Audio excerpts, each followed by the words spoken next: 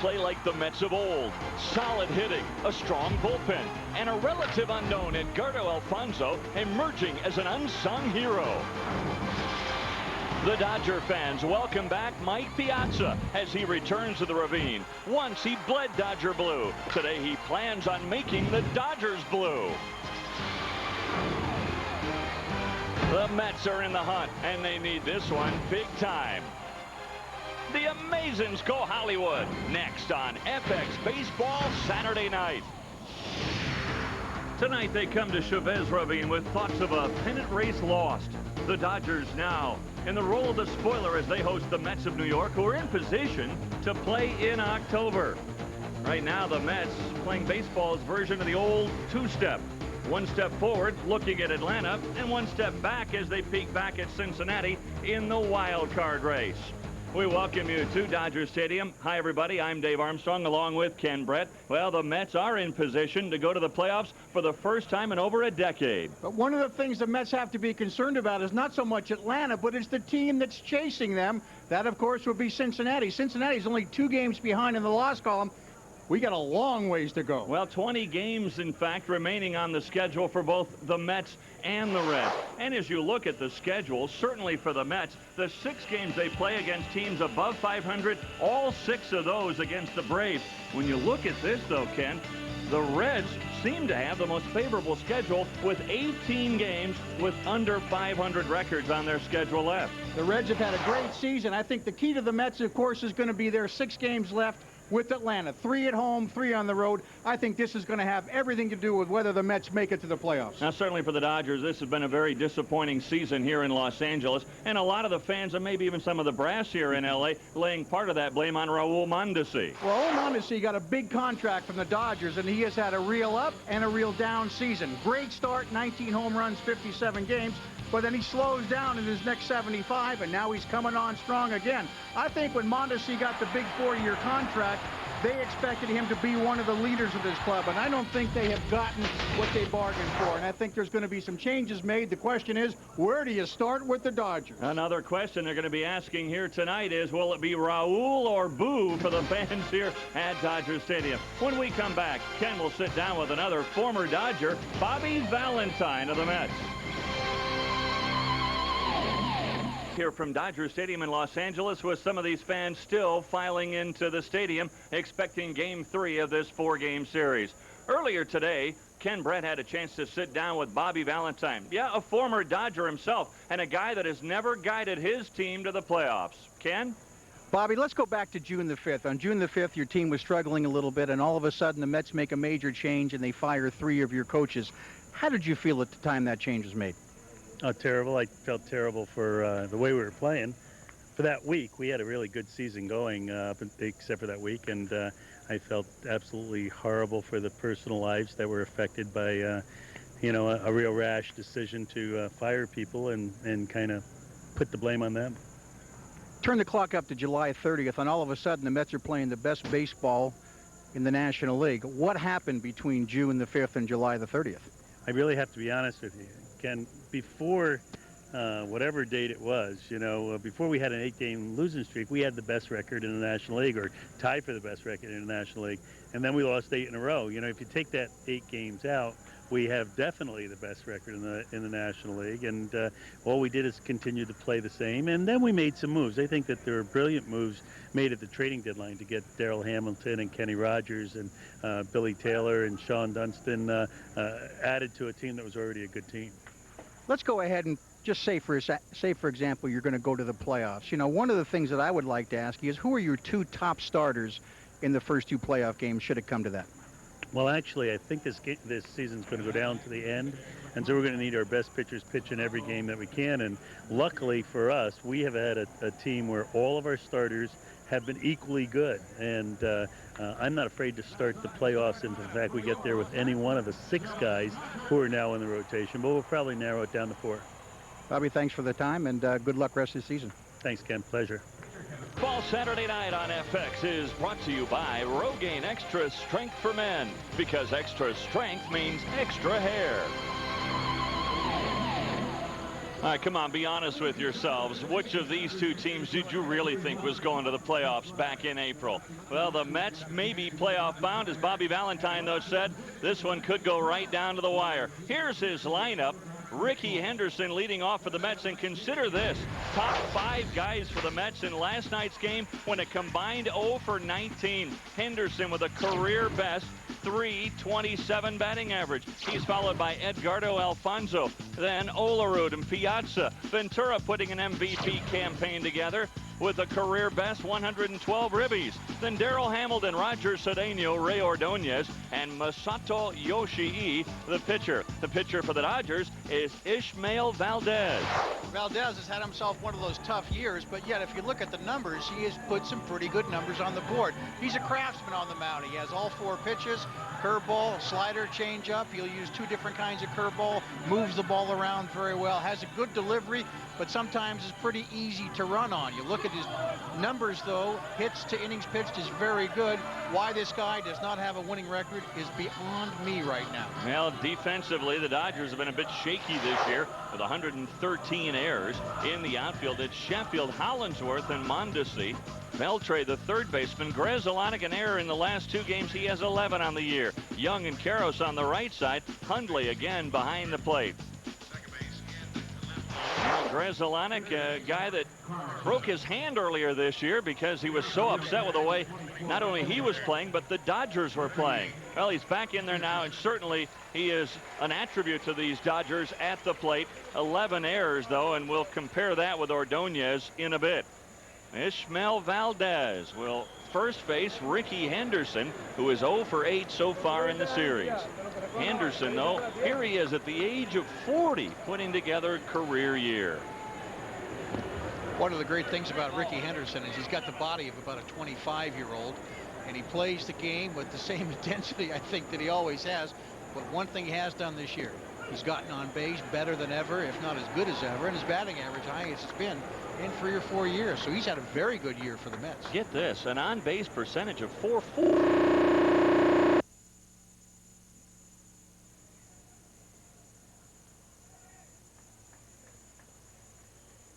2 balls, 1 strike to Ricky Henderson. Man, the sirens went off when I mentioned that 440 on base percentage. Out of play, 2 balls, 2 strikes. But Henderson has been on base only once so far in the series, that by way of the free pass. If he gets on, certainly, and still at this age, with 33 stolen bases, he is a guy that can absolutely disrupt things.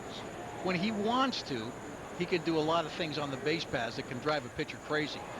I think the big question is, does he want to? Sometimes he takes those very safe leads at first base. Sometimes he's very active out there at first base. And here you see the numbers of Valdez, 9 and 13, but an excellent ERA of 3.50. Hits and innings pitched about the same. Walks only 50 in almost 200 innings and 134 strikeouts. This guy's got outstanding numbers.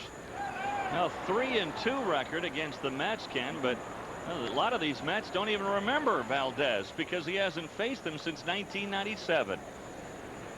You consider the turnaround on this Mets ball club since '97. Henderson wasn't there. Piazza wasn't there. Robin Ventura wasn't there. 3 balls, 2 strikes. You see Oral Hershiser in that dugout, another former Dodger. Hershiser, one of the very latest signs, I think, that the Mets made this year, and what a find he has been. I think he's leading the club in wins. And Cleveland right now, I'm sure they're thinking, why did we give up on Oral Hershiser? They could really use him. The Indians have been pitching poor this season despite their tremendous record. Yeah, Davey Johnson, he's seen lead walks. He's seen it all this year.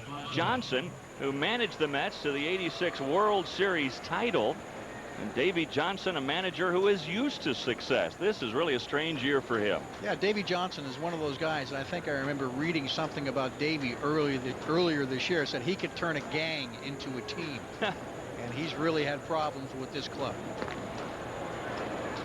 I wonder what this club, the Dodger club we're talking about, will look like in the year 2000. How many changes will they make, and how much tinkering will go on in the offseason? I think there's going to be a lot of changes in the LA market. I think when you talk about baseball in Los Angeles, and of course we're talking about the Angels down the freeway about 35, 40 miles. I think we're going to see a lot of changes made over this winter. The question is, where do you start? And of course, one of the first things the Angels have to do, they got to find themselves perhaps a manager. Might even need a general manager. I mean, who knows right now what's happening down the road. Henderson on at first. 1-0 the count to Edgardo Alfonso. And there goes Henderson. A swing and a foul. This one will go out of play, even though there's a generous room in foul territory here at Dodger Stadium. That one finds the seats behind the Mets dugout. So there's Henderson. He has more than 300 stolen bases, more than anybody else. Lou Brock is second, and he's under 1,000. Ricky Henderson has been doing this for so many years, getting on base, and that's, I think, one of the keys to Ricky. Just get on base, and a walk to Ricky used to be like an automatic double.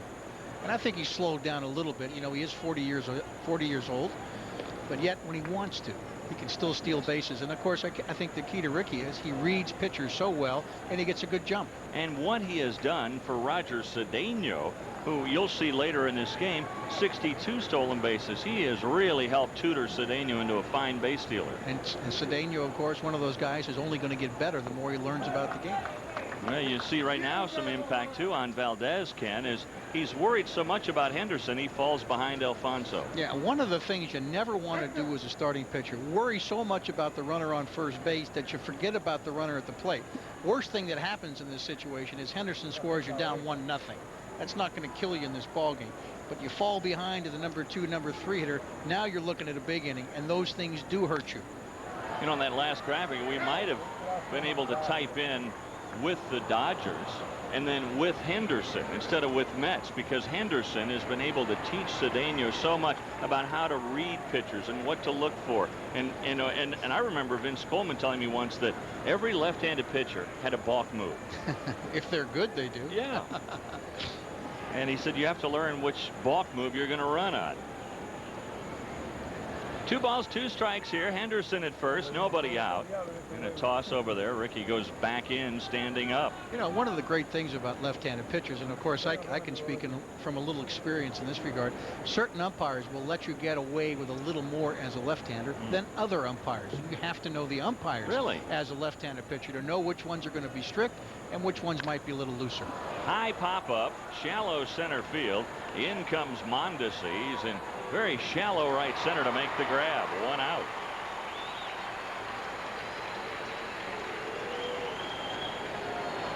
Now Edgardo Alfonso goes back to the dugout, and now Valdez will turn his attention to John Olerud. Olerud, well, for a while there, Toronto wanted to make him into a power hitter because he's a first baseman, just because he plays on the corner. Here's a guy who won a batting title with the Blue Jays. All of a sudden they wanted to tinker with things. So they came over to the Mets. They said, hey, go ahead, hit for average, get a good on-base percentage. And he has done both of those things very well for the Mets the last few years. Yeah, I think if you go back and you look at what Olerud has done in his career, 1993, he hit 363 for Toronto. And every year after that in Toronto, his average was in the 200s until he came to the Mets. And with the Mets last year, back up to 354. And of course, this year, slightly over 300, but a great find by the Mets. A good first baseman, good guy to have on your club, gets a lot of big base hits. But you're right, he is not a power hitter. He's a gap hitter, uses the whole field. Absolutely. Got a power hitter behind him in Piazza. And Olerud, like Henderson, a great on-base percentage. Henderson again 1 step towards second. And he goes back to the bag. 2-0 now, and you look at the hot zone for Olerud. And right here is the key to me. 278 down and in. That's the kind of a pitch I think most left-handed hitters like to pull and like to hit for home runs. And that's one of his weaker zones right there at 278. Left-handers generally love the ball down and in. 2-1 now to Olerud, who has set a club record with 114 bases on balls this year. His on-base percentage at .438. Olerud, though, 0 for 7 in this series. Dreifert did the job yesterday. Top 5 hitters, as I mentioned, 0 for 19 in that ball game. Henderson again back in head first. I'm a little surprised, although they're trying to leave that hole open with the left-handed hitter Olerud up. But if Olerud doesn't get on base, you almost fully expect Henderson to be off. With Hundley and the tough time that he has had, the only other thing to consider would be Piazza in the home run. Well, there goes Henderson, and he picks a perfect pitch to run on. Henderson is 34th stolen base. Looked like he got an off-speed pitch, and I think Hundley just had trouble getting the ball out of the glove, and he has had a very, very bad time this year throwing people out. Henderson not looking back, straight steal all the way, the typical head-first slide. Big slow curveball. He catches it right in the pocket, can't pull it out. I don't think he was going to throw him out anyway. I don't either. Now Olerud, line drive to Beltre. Beltre takes a hit away from Olerud and keeps Henderson at second. Well, it's a tough ball to pick up as a third baseman, and they are playing him perfectly. A couple of quick steps to his right, makes the catch, and look how alertly he quickly looks to second base to see if he can get Ricky. Interesting, the reaction here in Los Angeles for one of their former heroes, Mike Piazza. Piazza comes back to LA hitting .313 with 34 home runs and 108 runs batted in.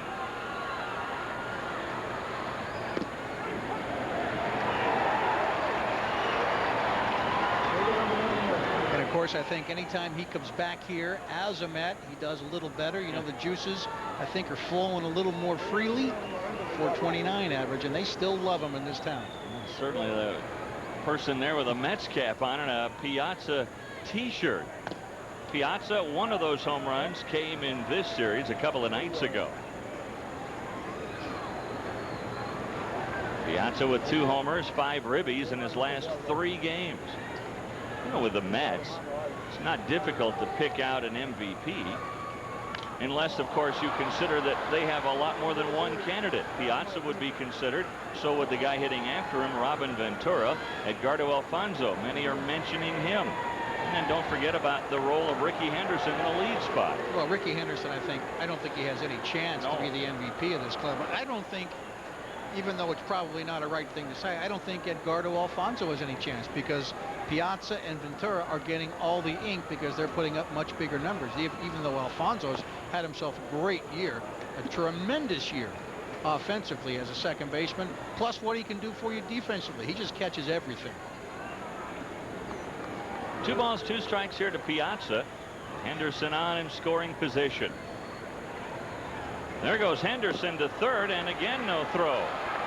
He goes into third standing. Stolen base, number 35. I'm not going to blame that one on the catcher. I tell you what, he stole that one on the pitcher.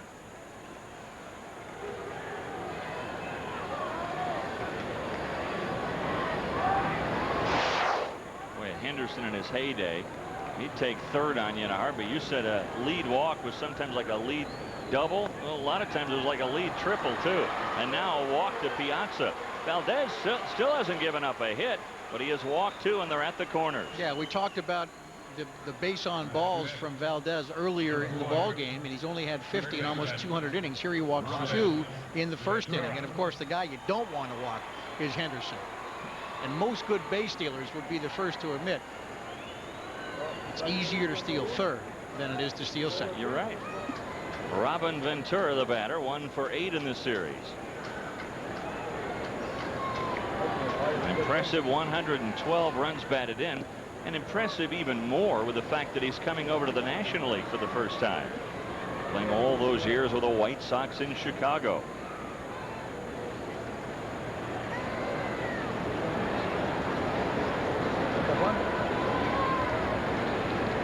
And what's it take to be in a pennant race? Certainly you have to have guys that have career years, and Ventura is doing that. Robin was always a great player for the White Sox. I think he just got caught up in the excitement here, changing leads, getting a second lease on life, so to speak, and he's putting big numbers on the board. He's already got a career high 112 RBIs with 20 games yet to play. And here in a situation where there's a runner on third and 2 outs, he's just going to improve on that number with every RBI he gets from here until the end of the season. Valdez not only walking batters here in the first, but falling behind the hitters, and that usually comes back to haunt you. It's 3-0, to Robin Ventura. And I've got a feeling Bobby Valentine's giving him the green light.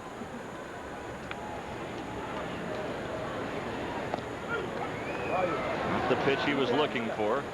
Off speed from Valdez, 3-0. And I think one of the reasons that he did not get the fastball right down Broadway was Ismail said he's probably got the green light. Yeah, right. That wasn't a big secret here, was it? Comes back to get the second strike on Ventura. Well, Valdez doesn't want to groove one down Ventura Highway, does he?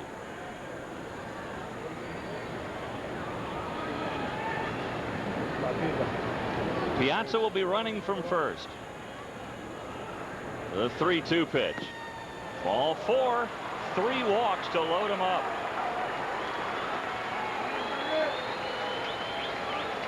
And Davey Johnson concerned, especially when you look on the heels of Valdez's last start at Florida. He lasted just 3 innings, giving up 6 runs on 7 hits. Yeah, a lot of times after a start like that, the last thing in the world a pitcher wants to do is wait 4 days before he goes back to the hill. Yeah. Normally he's got something you go out and prove, and I think it's just a little wildness right now. These are the kinds of things that can go away between one inning and the next. His key, of course, try to get out of the first inning without getting hurt here. And the key for Darryl Hamilton, as you look at his numbers with the bases loaded, not a home run hitter, so 3 home runs not bad in 106 at bats. Right now he'd settle for a base hit. He wants to make Valdez pay for the 3 walks. And of course, if you're Darryl Hamilton in the situation, make him throw you a strike. Hamilton coming over from the Rockies in a trade on the trading deadline for Brian McRae, and the Mets are really pleased with that exchange of center fielders. Hamilton, all he's done since joining the Mets is hit .370. Talking with Darryl Hamilton before the ball game, he was saying the atmosphere in that Mets clubhouse is terrific. Reminded him a lot of his time with Texas when they won, his time with San Francisco when they won. Hamilton developing that reputation as a good guy to add to a winning ball club. Well, I think Darryl Hamilton's a winner. I think he's very bright, good to have on your club, good player.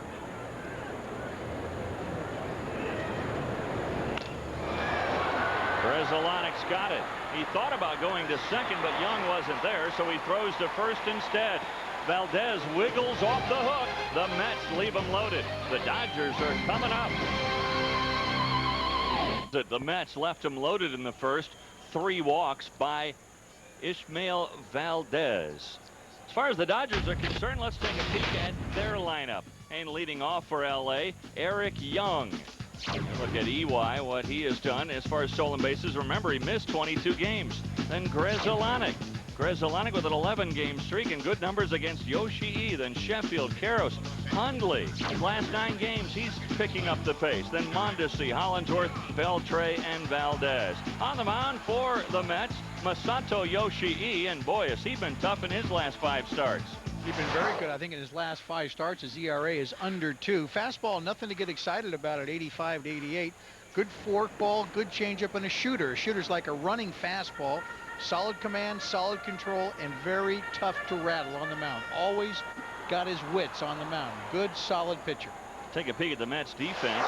It's the best in baseball. In the outfield, it's Henderson, Hamilton, and Cedeno. Ventura Ordonez, the best shortstop in the National League as far as fielding is concerned. Just 4 errors all year. Alfonso and Olerud on the right side. Piazza is behind the plate. Boy, Ordonez, a slick fielding shortstop. Sporting a bit of a black eye. He and Lopez got into a fight on a team bus about a week ago, coming back from Houston. They won't say what the altercation was about, but both sides have kissed and made up, as it were. Eric Young, a check swing foul and out of play. EY in his last 19 games hitting .303. You know, it's funny about that black eye that he got. I talked to Cookie Rojas about that. Now, if anybody on the Mets knows about it, it's Cookie, who's Latin, of course, been around the game forever. Cookie said it was nothing, happened at 4 o'clock in the morning. Let's move on. Amazing it wasn't a bigger story in New York. Although in New York, they started to call him Sugar Ray Ordonez. It was a big story in New York because we were doing the game the next day for FX. Front page on the papers, front page on the New York Times, of course, in the sports page. It was big news in New York. Smaller news as you got west. All right, which nickname do you like better? Sugar Ray Ordonez or Rayo Ko Ordonez? I like Sugar Ray. Yeah, I do too. like Sugar Ray. Eric Young with a line drive to Cedeno, out number 1. And he's probably on track for his 3rd straight Gold Glove. Ordonez. Here's Grzelcyk. Grzelcyk with an 11-game streak, and look what he's done over the last month, hitting .353.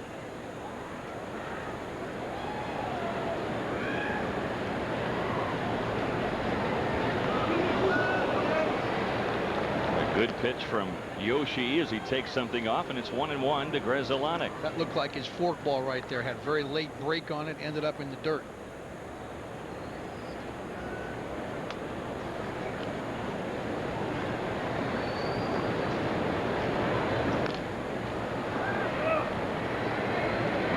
Two strikes to Grzelcyk. The Dodgers actually have the Mets number this year in the 6 games played. LA has won 4. Yoshi is numbers. And as we mentioned, in his last 5 starts, 3-1 with a 1.57 earned run average.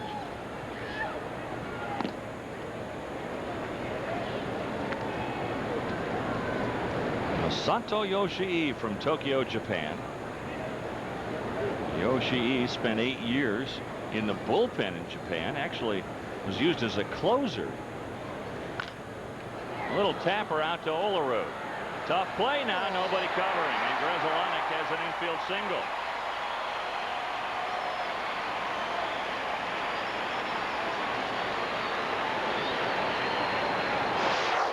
This is one of those plays where the pitcher and the first baseman have to get together. The pitcher in this situation has got to keep on going toward the bag. Masato has got to go past the ball, get to the bag, and look at Olerud. Olerud's ready to throw him the ball, but there's nobody there. And of course, the head first slide should never slide into first base. They've always proven it takes you there slower. Absolutely. Run through the bag. If it were true the other way, Ken, everybody'd be sliding into first base. Not only that, but you'd see guys running the 100 meters and sliding head first into the finish line. Here's Gary Sheffield. So Grzelcyk on at first. Yoshi, like a lot of pitchers that come from other countries, a slow delivery to the plate. Sheffield, Hamilton at the wall to haul it in. And the flip to Cedeno to get the ball back. Now we'll check on Hamilton, who really collided with that wall. What a catch by Darryl Hamilton. Wow. Hamilton holding the knee. Looks like he's got his left hand on his right knee, and I tell you what, I didn't think he was going to catch up to that ball. You know, he's had bad knees throughout his career. Cedeno looking at him, and he's not moving right now. And look at Roger. Roger's looking for the help, and the help is going out there and getting there right about now. Now, it looks to me like he's okay. I think he's more concerned about the condition of his knee right now, but that was a great play. And then the little flip when he caught the ball. What a terrific catch by Darryl Hamilton. He's going full speed. He knows he's running out of room. Bang, makes the catch, and look at that. Right knee right into the fence. And even in pain, he had the wisdom to get the ball to Cedeno, who got it back in. Yeah, you look at that. In fact, it was not the right knee, it's the left knee. So Hamilton plays a solid center field. He makes no errors at all. He's really a student of the game, and now they're checking on him to see if he's all right. Boy, he took a double away from Gary Sheffield. Took a double, probably took a run away from the Dodgers. Although with Cedeno right on his tail, I think it would have probably been runners on second and third. Now they got him up, and the question is he going to be able to go? And Sheffield must be wondering, what does he have to do to get a hit? On Thursday night in this series, Sheffield robbed of a home run when Cedeno went up over the wall to grab it. Well, Hamilton limping. He's had trouble with the hamstrings, with the shin, now with the knee. You talk about that Thursday game, the first game of this 4-game series with the Dodgers. The Mets got key performances from Cedeno in the catch. Piazza hit a home run, and Oral Hershiser went 8 innings. You think that was a tough day for the Dodgers on Friday? Oh, I'm sure it was. Oh, boy. Now watch his left knee right here.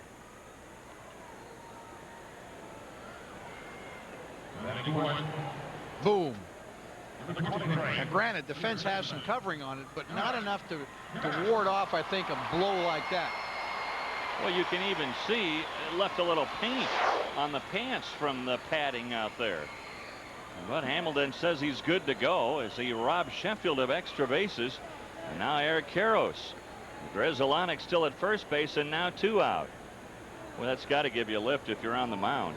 Of course, one of the things that's great about the Mets is they've got the great infield defense, and I think their defense in the outfield gets a little better with Hamilton out there, because I know that you have seen him play a lot in Colorado. Absolutely. Where you work most of the time, and you know he's a very good center fielder. Very good center fielder. Doesn't have blazing speed, but a guy that, like you just saw, really positions himself well and is not afraid to collide with things to make the grab. Karros with that upright stance of his and very close to the plate, and he fouls it back.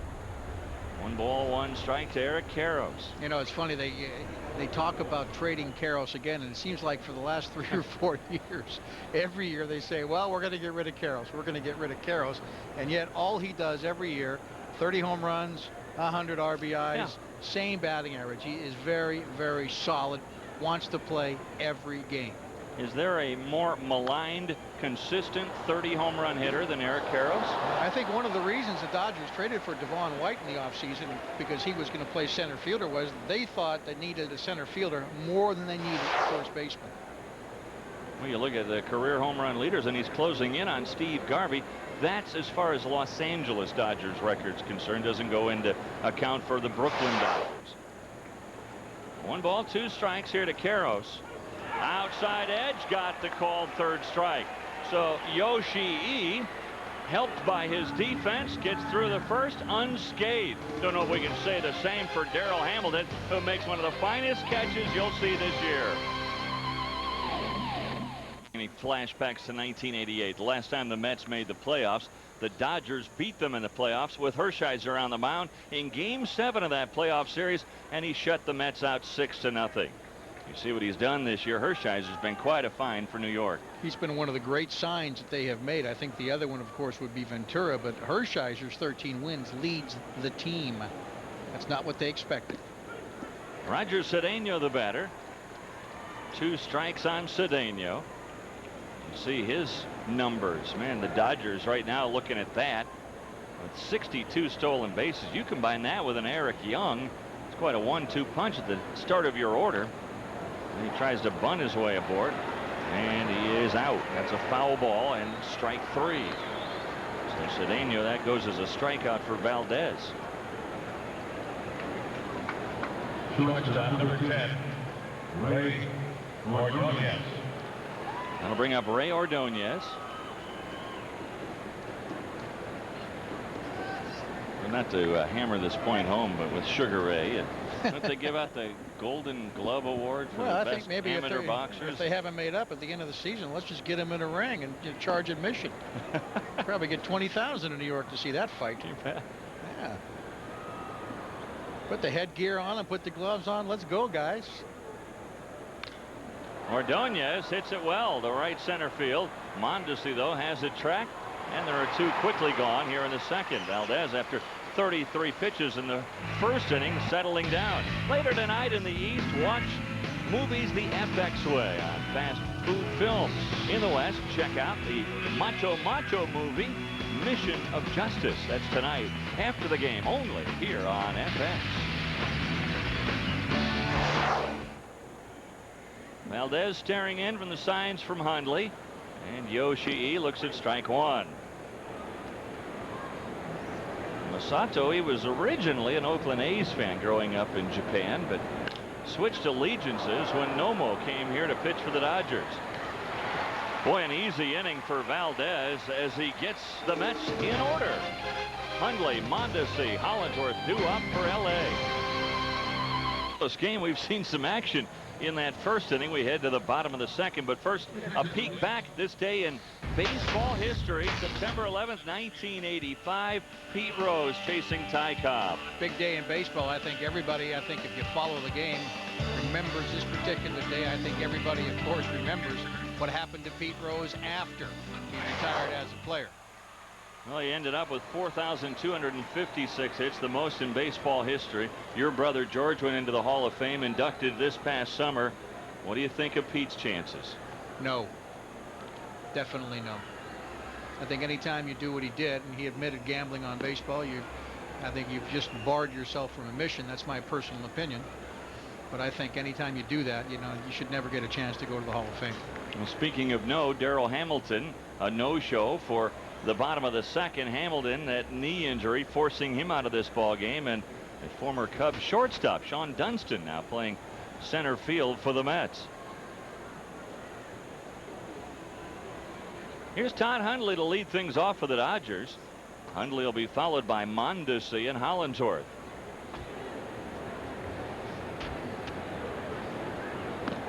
The shift is on for the Mets defensively in the infield. Hundley, who is now solely a left-handed hitter, used to be a switch hitter, but he dropped that the end of last month, and he now only bats from the left side. And the Mets, Ken, they're really doing the switch in the infield as they play him to pull. Boy, they are really playing him to pull. 3 infielders on the right side of the infield. And you look at the numbers here between Piazza and Hundley. Who would you rather have behind the plate? I mean, Hundley's had a tough year. I think he's going to be anxious probably to get this one over and come back fresh next year. I'm sure he was. The Dodgers took a gamble that he'd be healthy, and he really wasn't.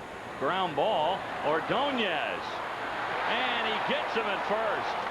That'll go as 6-3 on your scorecard, but it was anything but. Ordonez with the shift on, and it still almost got it through Hundley.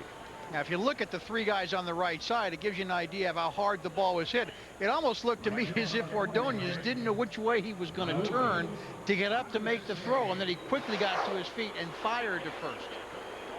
Another example of the good Mets defense. Absolutely. I was visiting with Cookie Rojas before the game, and I said, your infield with Ventura, Ordonez, Alfonso, and Olerud, best in baseball? He said, yes, without hesitation. I said, all time? Yes, again, without hesitation. He thinks that there are 3 Gold Glovers in this infield for the Mets: Ventura, Ordonez, and Alfonso. Now, Cookie Rojas, he says this defense, he's watched them all season long, and he said, I don't see how you can play better. Well, there's a guy that plays for the Dodgers right now, not plays, he's managing the Dodgers, disagrees, says that Oriole team might have been a little better.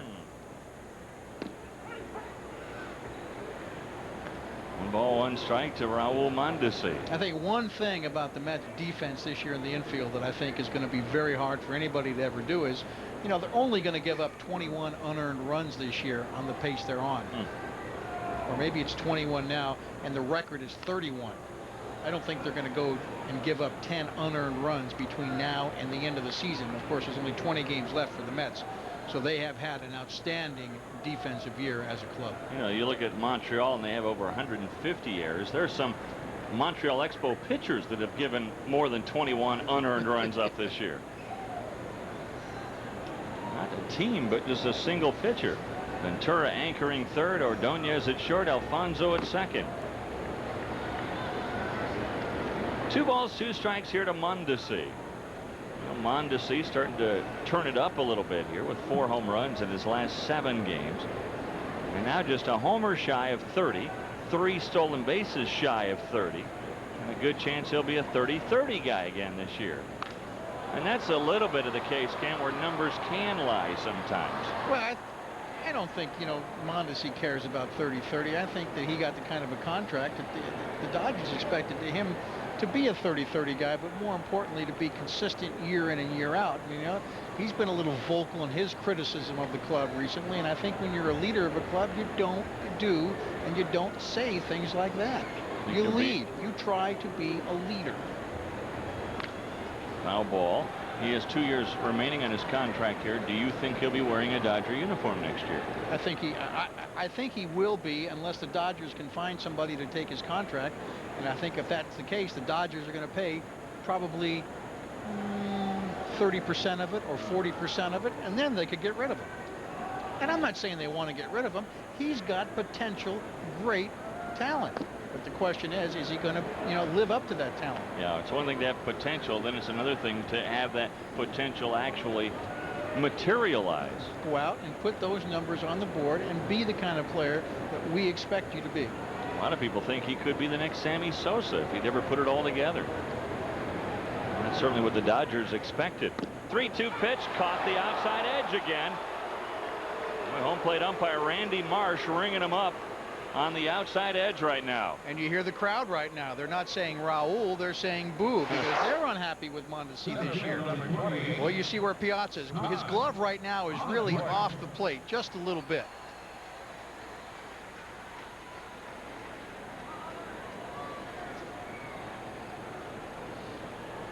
The pitch track, so you can see here, caught just a little bit of the plate right there, and that's all it's got to catch, a little bit of the plate. That's all it did. So 2 out. Mondesi caught looking. Second strikeout for Masato Yoshii. Now Hollingsworth goes after the first one. A tapper. This time Yoshi's going to cover. He doesn't need to, as Alfonso comes in and scoops it to Olerud. So the Dodgers go in order. 2 good defensive plays in the infield again by the Mets. And after 2, still no score.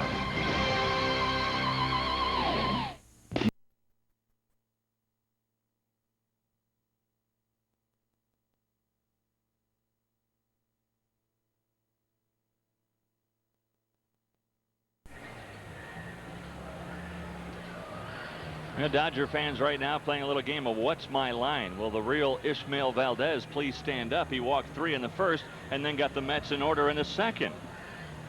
Well, and certainly the Mets are doing some scoreboard watching right now, and they're concerned about both Atlanta and Cincinnati, and the Reds stay red hot. They have won their 5th in a row, 12-4, and they've pulled it within 2 right now, the Mets in the wild card. Only 2 down in the loss column, but they haven't played as many games up to this point of the season. But I think the important thing is they are 2 games out. And they play in the Central the rest of the way. Only 2 games remaining against Houston, and the rest of them against sub-500 teams for the Reds. Henderson with a lead single here in the 3rd. That's the first hit for the Mets. And for the 2nd time in a row, Ricky gets on base, and don't forget his on-base percentage was .440 coming in to the ball game, so it's going back up. And of course, a leadoff man's big job, get on base any way you can. Henderson has always been as good as it gets in that department. I've always heard the benchmark for a good leadoff batter is a .400 on-base percentage, and he's well above that. And maybe try to score 100 runs. Yep. Well, here's Alfonso. Let's see what they do with Edgardo this time. Henderson with 2 stolen bases in the 1st inning. Without a throw.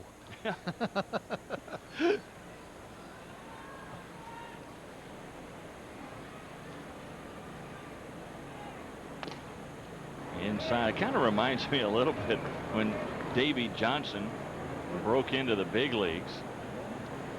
And in his big league debut, now here he is facing the Yankees in his big league debut, and he's facing Whitey Ford of all people. Well, he gets a base hit, and Davey Johnson's thinking, all right, I'm going to try to get a good lead here and steal second base off Whitey Ford. Whitey picks him off first base. Yeah, of course. So the next time he comes up, and somehow he gets to second base. Whitey Ford picks him off second base. Now that's a little more. Now this is in his major league debut. No kidding. 3rd time up. Somehow he gets to third base. Third base coach says, listen, kid, if you get picked off third, you're going back to AAA. That's a great story. I can see him getting picked off first base, toying with old Whitey, Right. who was one of those, as we say in the business, a crafty left-hander. There you go. Yeah, crafty. And Davey never had that great a speed, I don't believe. No. High pop-up. This one on the infield. Carroll's taking control with a big first baseman's mitt, and he's got it for the first out here in the 3rd. Johnson's last hit of his career came off Sandy Koufax. And Sandy told him later when he joined the Dodgers, he said, you know, I knew that's when it was time for me to retire, when you got a hit. Yeah. Although Davey was a great hitter. Here's John Olerud, who lined out to Beltre. And you think back now with the 3 walks in that 1st inning, how big a play that was in this ball game. Well, because that ball probably would have gotten into the corner, would have scored a couple of runs.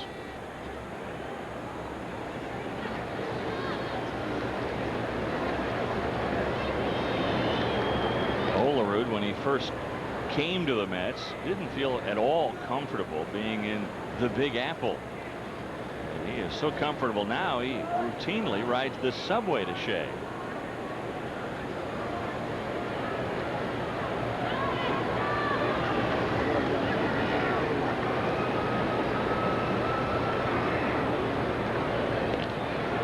Get the sense that Henderson's just kind of toying with Valdez a little bit. And that's the way you've always felt about him. You know, is he out there playing games with you, or is he out there trying to steal a base? And, you know, he takes great leads sometimes, but when he's trying to go and when he does end up going, he seems to always get a pretty good jump.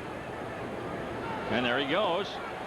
Hundley's throw, a good one, and they got him at second.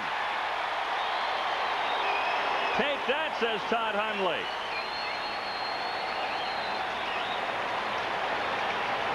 Hundley's first throw of the game, and they get Henderson.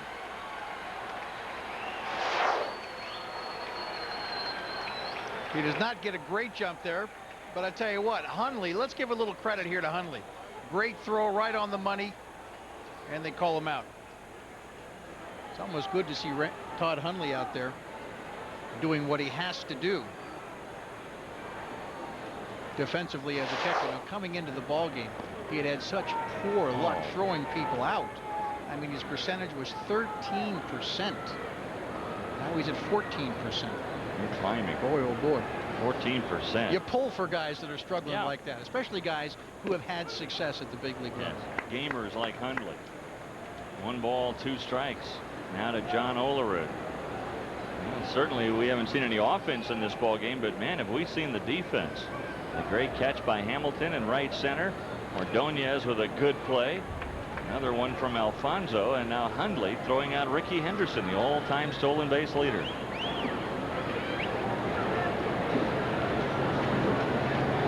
I think when you look back on Hundley's year with the Dodgers, don't forget he played hardly at all in spring training. And he has struggled ever since then. And I think one of the key reasons that trade was made was that Rick Dempsey, who's the third base coach for the Dodgers, was the AAA manager when Hundley was down there getting ready last year. And I think Rick Dempsey thought he could do the job. And I still think Rick Dempsey is a Hundley supporter. Boy,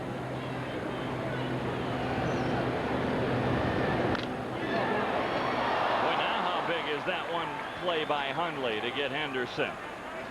Would have surely have scored a run here. So Olerud comes up with a 2-out single.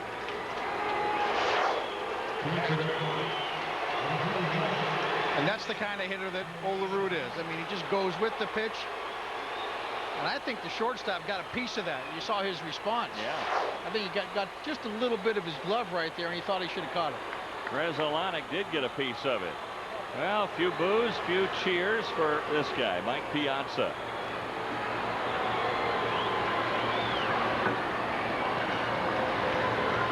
It's interesting when he was with the Mets and you look at his hot zone, he just doesn't like it low.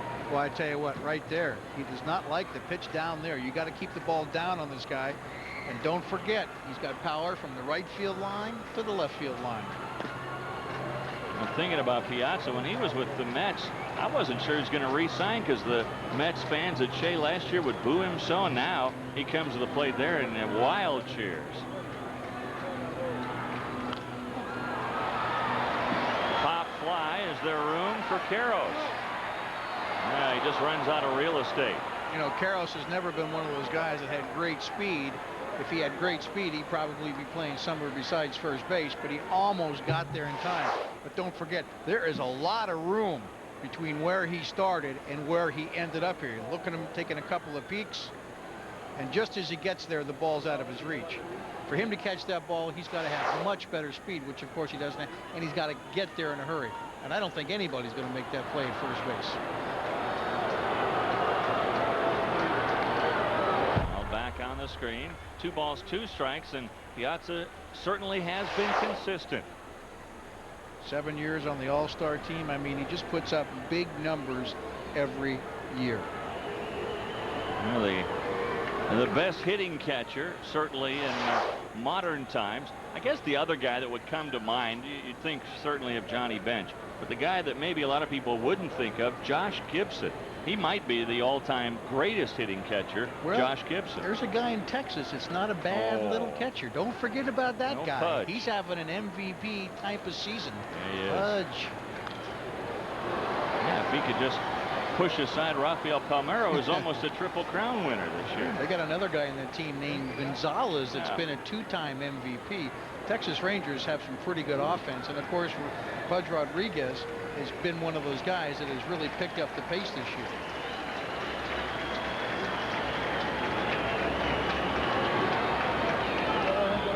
When you think of the American League playoffs, that's going to be an offensive show, isn't it, with Cleveland and Texas in there? Cleveland, Texas. The Yankees can score some runs too. Yes, they can. Well, 3 balls, 2 strikes now to Mike Piazza.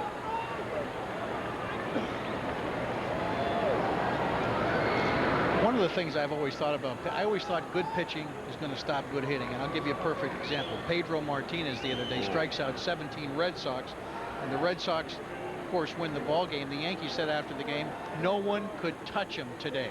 That's how good he was. Yeah. I still think the good pitching overpowers the good hitting. Only 1 hit in that ball game, a home run from Chili Davis. Piazza drills it to deep right center field. Mondesi going back, looking up, and it's gone! Mike Piazza comes back to Dodger Stadium. A 2-run homer.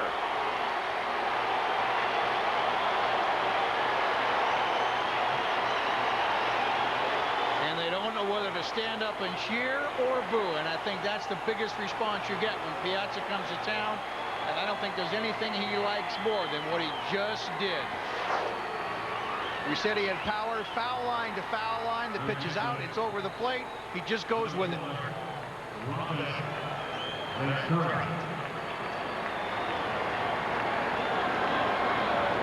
Home run number 35. That is power. This is not a home run park. Not by any stretch of the imagination. And Piazza has now hit 3 here at Dodger Stadium in a Mets uniform. And 2 in this series. Robin Ventura in a quick hole, 0-2.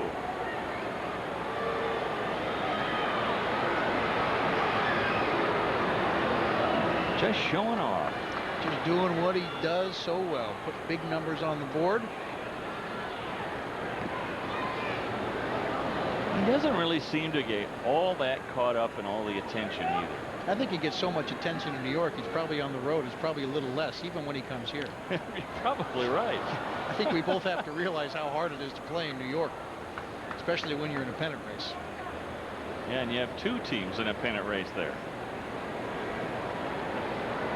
When you think about, too, New York, everybody was just assuming they were going to win that division, but look out, here comes Boston.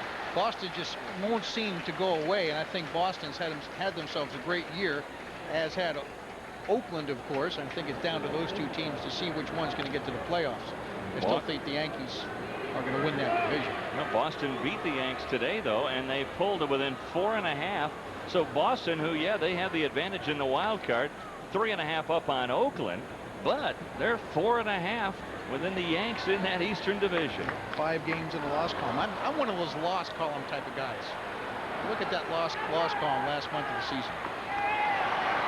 Garros handles this one, but it was the Piazza home run that does the damage. Piazza with a 2-run homer, and the Mets jump on the scoreboard.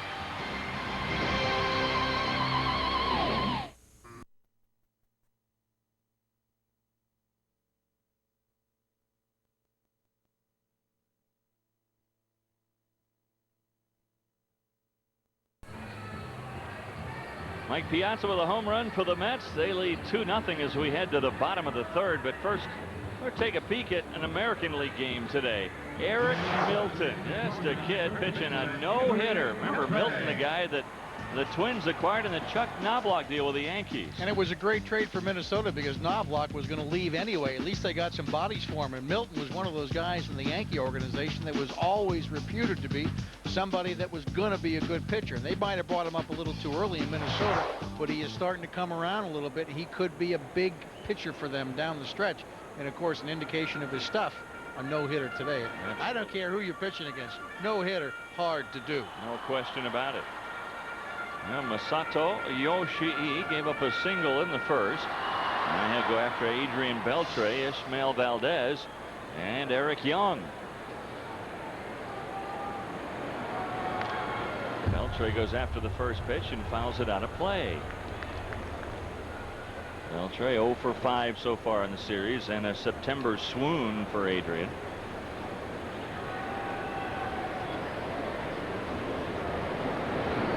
Bobby Valentine happy right now as his Mets on top, 2-zip.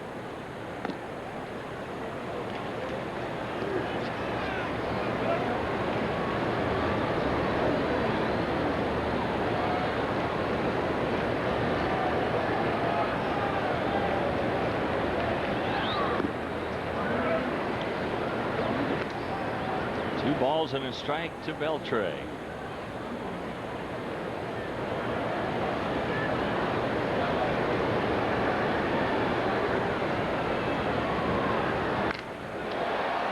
hard to center. Back goes Dunston. It's off the wall, and so is Dunston. Beltre thinking 3 will pull up with a double.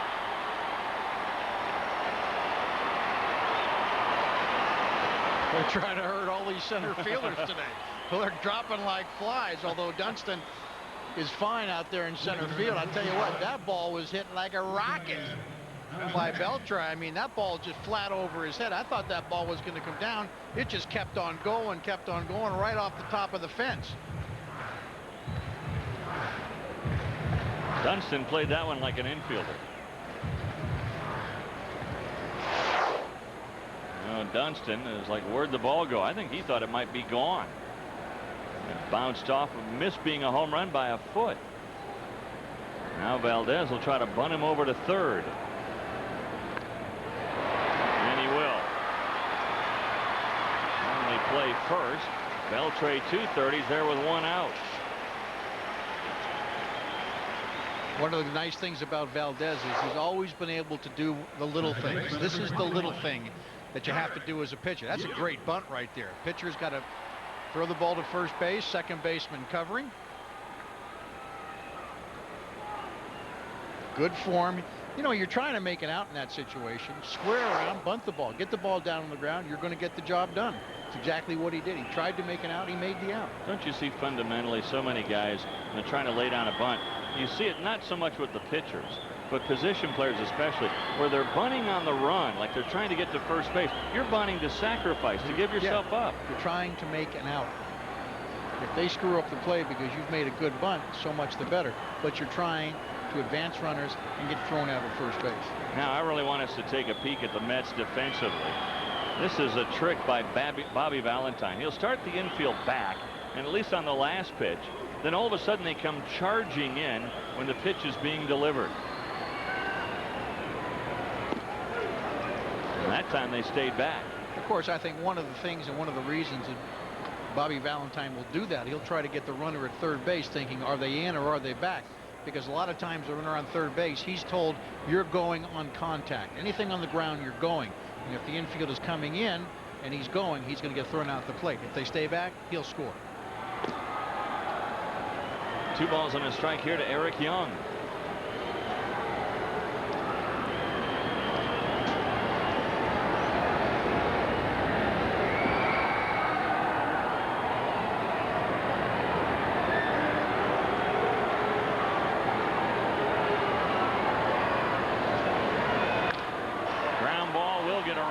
Coming on contact, Beltre. Young will get him home on a ground ball to Ordonez. So the Dodgers are on the board, and it's 2-1.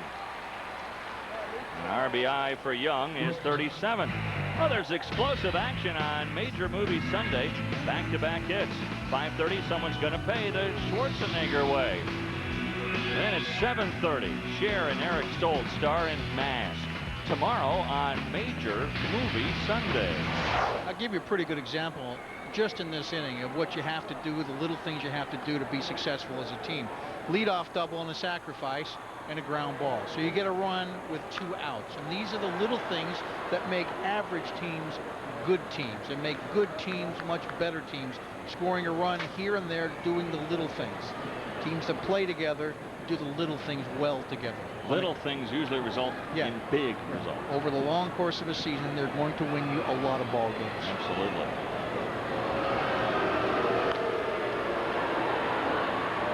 And it's a pick-me-up, too, in that dugout, isn't it, when a team scores a run like that? Absolutely. A leadoff double and a ground ball to the right side by a regular player or a bunt. I think it shows the other players, even if it's a star player that does it, hey, we're going to do the little things on this team, guys, and this is how you do it.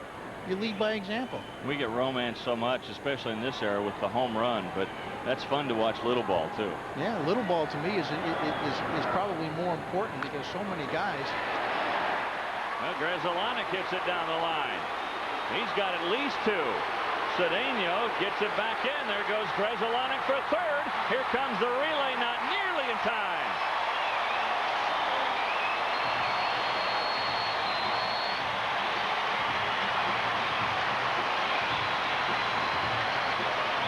Well, it's a nice little triple there by Grzelcyk, and of course, anytime you hit it right down the line, which is the last place they expected the ball to be hit, this just becomes a foot race. And Grzelcyk's got pretty good speed. He knows it's a double all the way, and now he's got to decide whether it's a triple. Takes one more look, and yes, I'm going.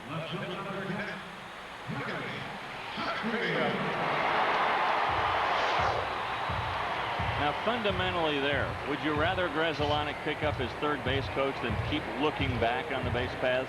If I was Grzelcyk and I was running the bases, don't forget I was a pitcher. Right. I don't know anything about running the bases. I might be looking at the third base coach, because I think if you're 4 or 5 feet from second base and you're looking that far to the right, you might take your eye off second base. And if you're going to try to make it to third, you want to make as smooth a transition around second base as you can. Boy, tough series for Sheffield. First on Thursday, trying to go for the home. Do it again. Leaping play. And Cedeno robbed him of the home run. And then tonight, Hamilton, he had to leave the contest after this play, but he robs him of a double. Now a 2 out. Again, a shift on for the infield as Alfonso plays him pretty much up the middle, Sheffield. You know, we were talking a minute ago about doing the little things. You know, I remember reading something last week. Every game that Mark McGwire hits a home run in, the Cardinals have lost more games in the home run games than they've won games. The little things, I think, still win more games. A lot of people like to see the home run, and a lot of people who really, I think, are baseball fans like to see a little bit of everything, including little ball. Well, the guys that are leading the home run derbies in their respective leagues, Junior in the American League, and of course Sosa and McGwire in the National League, those teams aren't going anywhere. They're playing out the season right now. That's right.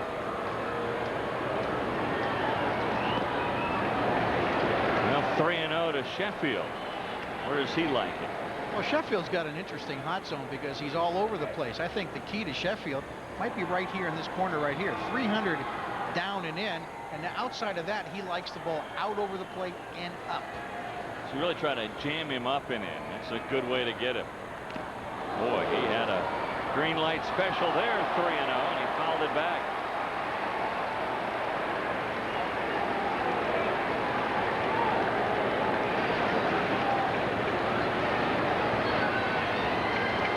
And a strike to Sheffield.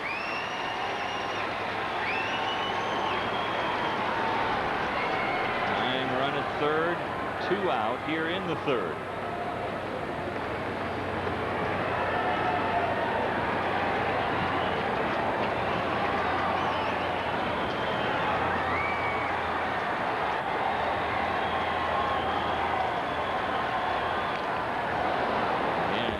With that fork ball taking something off, and Sheffield way out in front. You know, Sheffield's another one of those players I think the Dodgers are looking for some leadership from. You know, somebody has to pick up, you know, the mantle for the Dodgers and kind of be the leader. And it's usually a veteran. It's usually one of those guys that plays every day. And I think when you look at the Dodgers, you're looking at Karros, you're looking at Mondesi, you're looking at Sheffield, people like that. The 3-2 pitch, trying to get that outside edge again, but it's too far out there. And Sheffield with a 2-out walk to put runners at the corners. Dave Wallace on the right. That was Bobby Valentine on the left. Of course, Dave Wallace, former pitching coach here for the Dodgers, went to the Mets to work in the front office. And then when all the changes were made in Bobby Valentine's coaching staff, Dave went back to the dugout. What's the deal with these two organizations? I mean, they've all swapped uniforms, it seems. Bobby Valentine, I think, when Tommy Lasorda became the general manager, ever so briefly here in the Dodgers, for the Dodgers, there was a lot of talk that he was going to bring Valentine here to manage. Absolutely. Well, here's Eric Karros. He struck out looking on a pitch very similar to that one in the first inning. 1-0 here to Karros, and now Piazza wants to talk things over as Yoshi has all of a sudden lost command. Yeah, Bobby Valentine and Tommy Lasorda have always been very close. In fact, yesterday afternoon when I came to the ballpark to get a little work done, Tommy was in his office and they were having fun like it was old times. You know, it's 3:30 in the afternoon and they're just sitting there talking because they are very good friends. Yeah, it's a mutual admiration society between those two. Now 1-0 the count here to Eric Karros. Karros, 31 home runs. Team leading 31.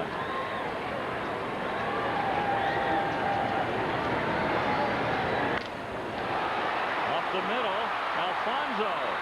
Covering at second is Ordonez, and there's that Mets infield defense again.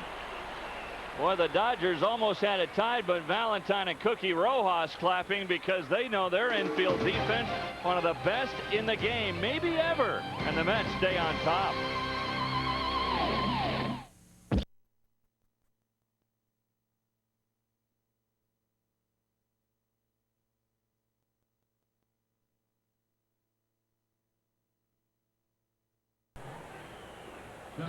The Mets still lead because their infield defense comes through again. Well, they've got great defense, and one of the things that the second baseman has, he's got great range. Gets the ball, doesn't get a lot on the throw, but look at the stretch by the shortstop to get the force out.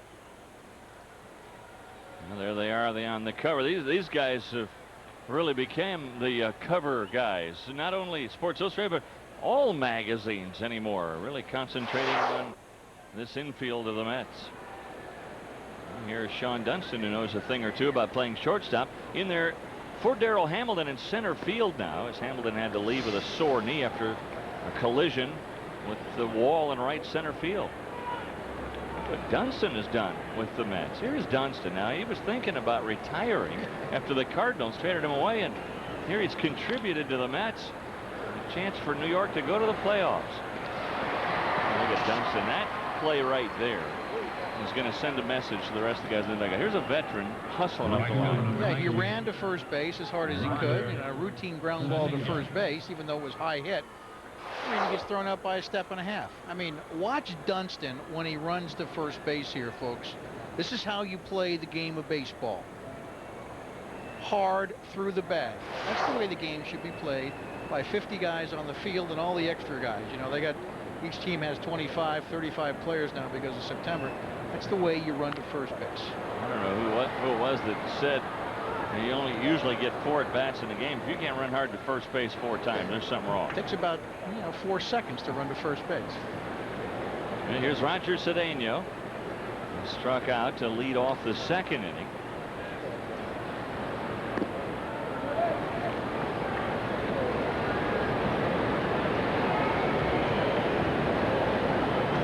Every other thing for Valdez so far. He walked 3 in the first, although he did not surrender a run.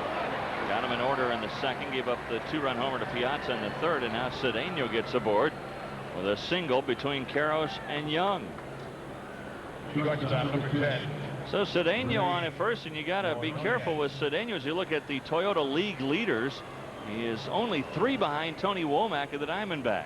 And of course, Tony Womack having himself a very good year for Arizona. Cedeno, I think, surprising a lot of people with the Mets this year. And of course, he's on base now, and he's going against a guy who has thrown out Ricky tonight in his only throw. But I wouldn't be surprised to see him look to go in this situation already a big lead at first. Eric Young, you saw him with 47 stolen bases. EY missed 22 games this year. Ordonez looking down for the signs from Cookie Rojas.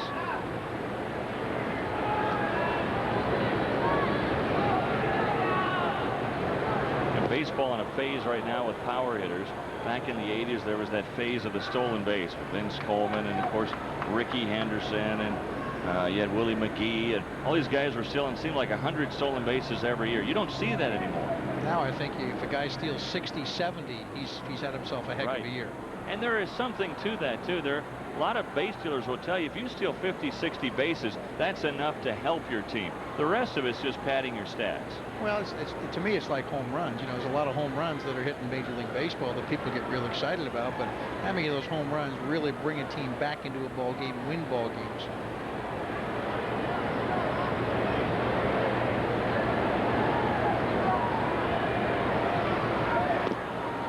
Cedeno thought about it. He didn't get a good jump, so he came back. 1-0 now to Ray Ordonez. And Eric Young wants to talk it over with Valdez. He saw that jump from Cedeno. He knew he was getting ready to go. You notice how everybody in baseball now on the mound, because I think it's because all the games are on TV and everybody's got these cameras. You know, everybody talks with their gloves over their hand. It's like we're in code here, folks. Right. 10 years ago, that was never the case. You know, somebody come in and say something, you know, yeah, I feel fine. Yeah, if you could read lips, right, you could probably learn something. I think every team has to have a lip reader nowadays. I think that's one of the keys, because everybody's talking with the gloves over the mouth. There's more to the signs than just the signs now. It's real sign language. Yeah, you see the leadoff hitter in a ball game, you'll see him go to the plate, the catcher will throw 5 signals down. Used to be, here's 1 pitch over here. Yeah, this is what we're doing, folks. Now it's like 5 pitches. We're going all over the place. Game's getting very high tech here, folks. It's like almost you have to be a Harvard graduate to figure things out anymore.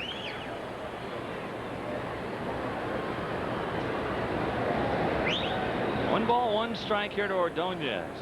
The drama, as Valdez keeps peeking over at first, is at first base with Cedeno on.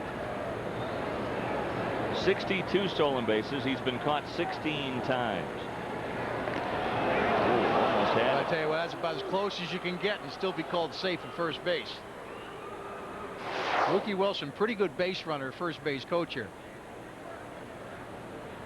And of course, when you're going back to first base, you want to touch the base as far away from the first baseman as you can.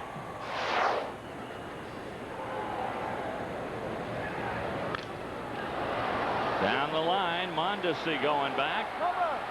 And it's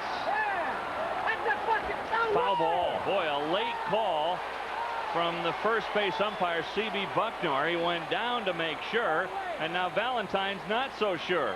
He thought that was a fair ball and should be a home run. Bobby probably got a better look at it than the first base umpire.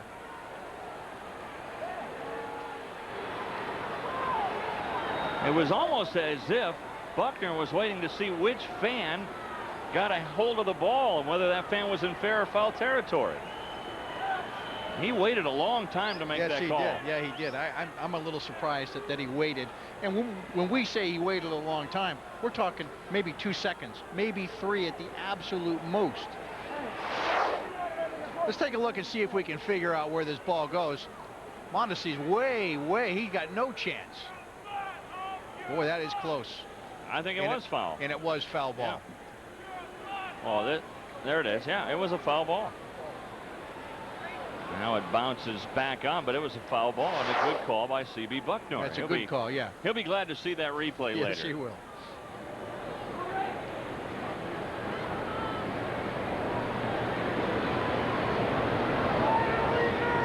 And I can just picture the pitcher on the mound. Valdez is looking over at there at Cedeno. He said, God, he's got a big lead. Jeez, I can't pick him off. He's way off the bat. He is way out there. If this were artificial turf, he'd have his feet out on the carpet. And he's starting to figure the move, too, I think, of Ishmael Valdez. But look how far out he is. And there he goes. On the ground, Grzelcyk, his only play, first base. And there goes Cedeno to third. Out at third.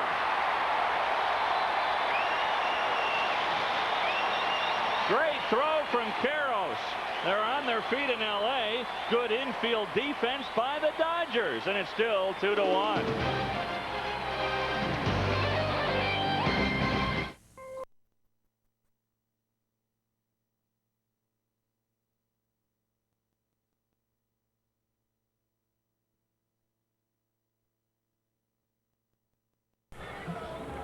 We are back. Roger Cedeno in right field as the Mets lead the Dodgers 2-1 as we head into the bottom of the fourth. Interesting play to end the top of the fourth inning.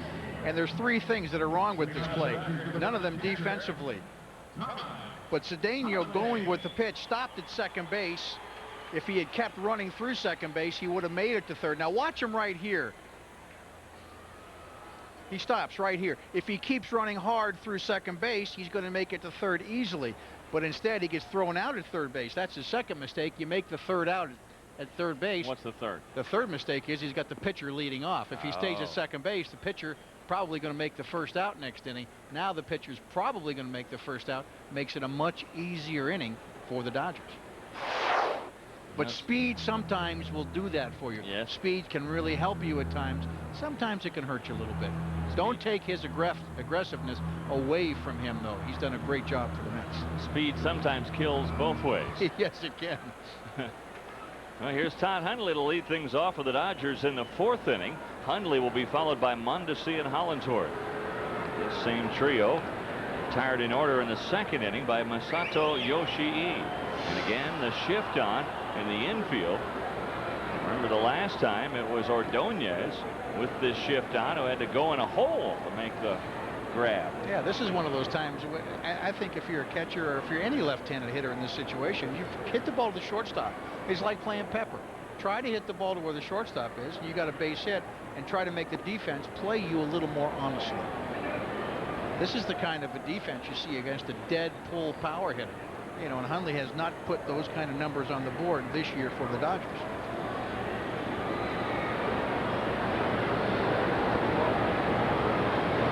Whoa.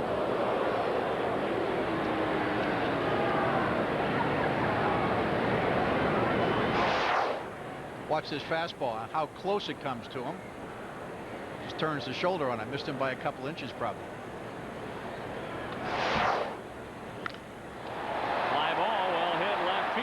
Henderson going back. He's at the wall, and it's gone. Hundley, home run. We're tied at 2.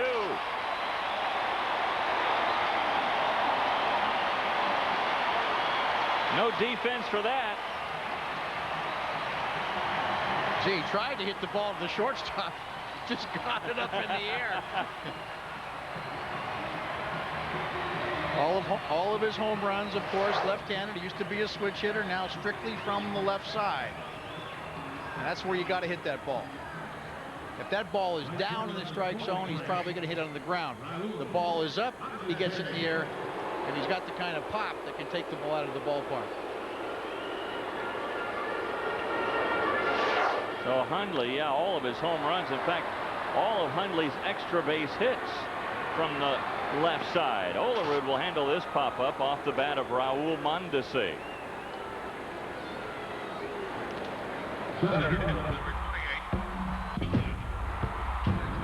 Now stay in our corner Friday, Saturday, 10 when we go a few rounds with the baddest boys around. Tough Man World Championship Series. Are you up for the challenge? Tough Man Fridays and Saturdays at 10 on FX.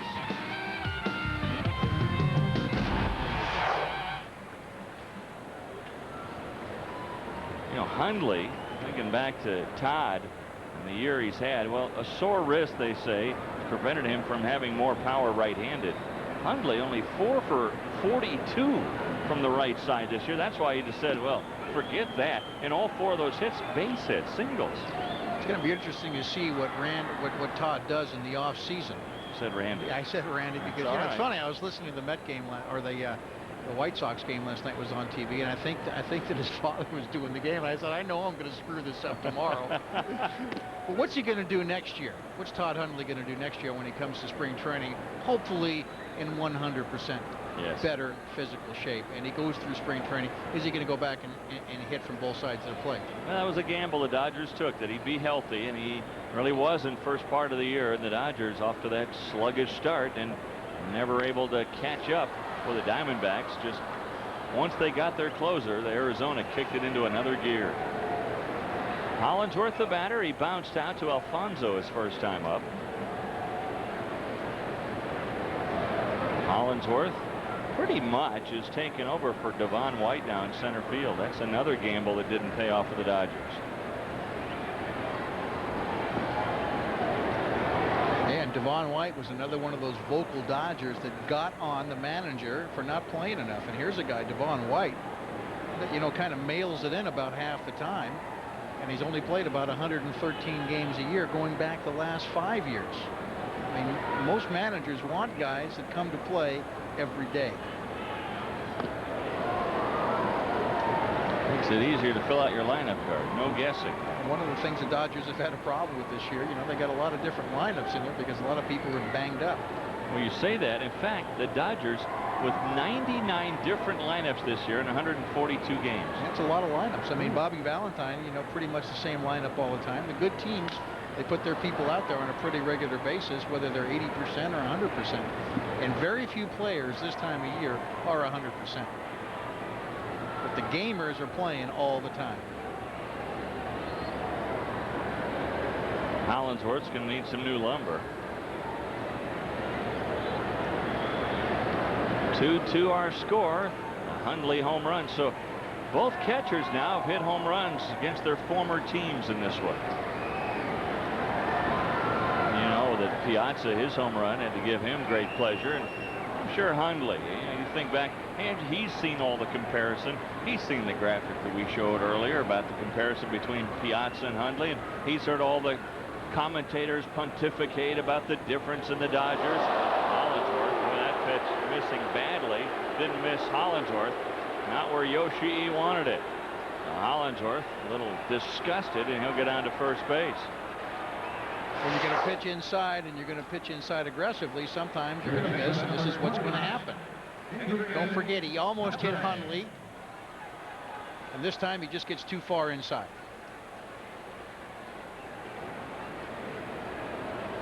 And if you're going to miss inside, you don't want to miss inside on the plate. You want to miss inside off the plate.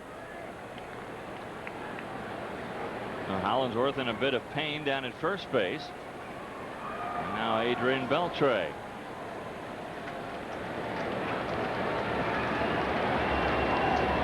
Yoshi really hasn't been all that sharp the last couple of innings.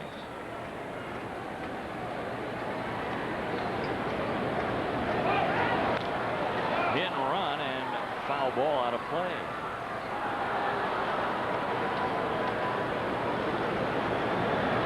And again, a little scoreboard watching.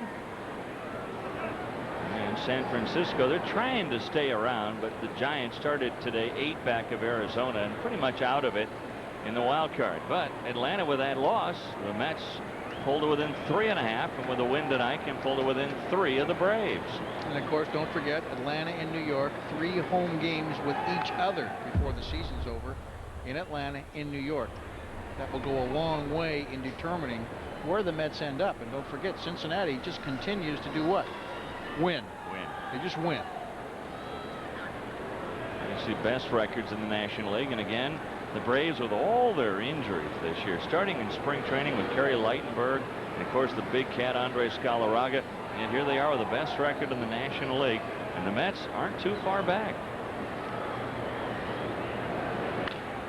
Slap foul. It's funny, I was watching a little bit of the Braves game. I believe it was last night. I thought I saw the cat in the dugout. He is. He's with the team now. He's been with them for about 10 days. Yeah, good to see him back in uniform. Absolutely. Look good. Yeah. Look good. And he says he'll be ready to go 100% next year. And that's great news, not only for the Braves, but for baseball. I'll tell you, the big cat, he always has that big grin on his face, that natural grin. It reminds you a little bit of Magic Johnson. We always smiled on the court, and that's the way Galarraga is. Well, 2 strikes here on Beltre. Hollinsworth at first. 1 out, 1 in for the Dodgers here in the 4th. I think it's also nice that somebody like Galarraga, who is well known can come back from battling, you know, a serious injury, you know, something that's life-threatening in some regards, and come back and still play. It gives hope to a lot of people. Big guys can do it. Anybody can do it. You think back to the Tour de France this year when Lance Armstrong and that inspirational story there. And, you know, cancer victims that can come back and inspirational sports stories.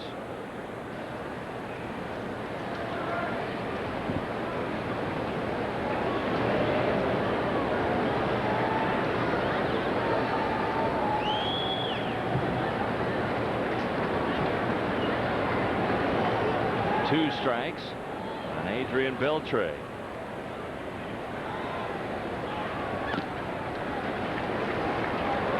That's about the location of the Yoshii pitch that hit Hollandsworth. Masato really laboring the last two frames.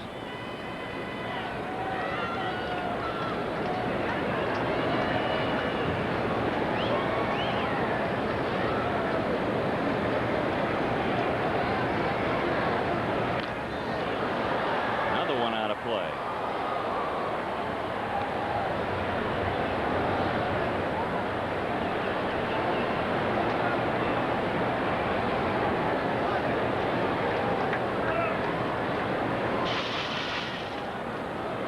Three pitches now from Yoshi. I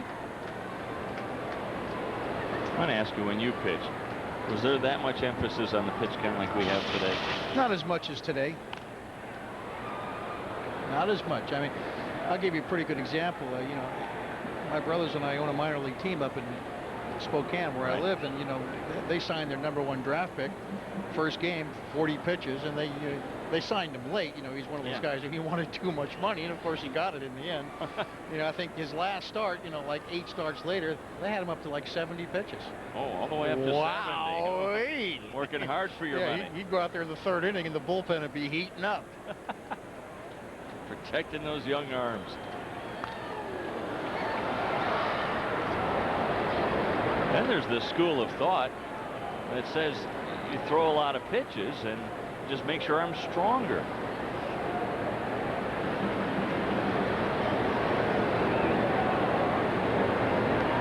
And Beltre in quite a battle here with Masato Yoshii.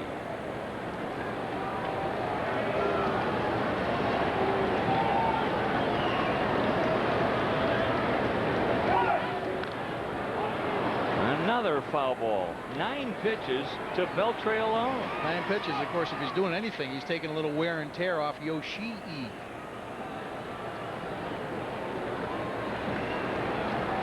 You know, 9 pitches, and it's still only 1 and 2. You'd think 9 pitches it'd be 3 and 2. Sure. No, it's only 1 and 2. Masato thinking, where do I have to throw the ball to get this guy?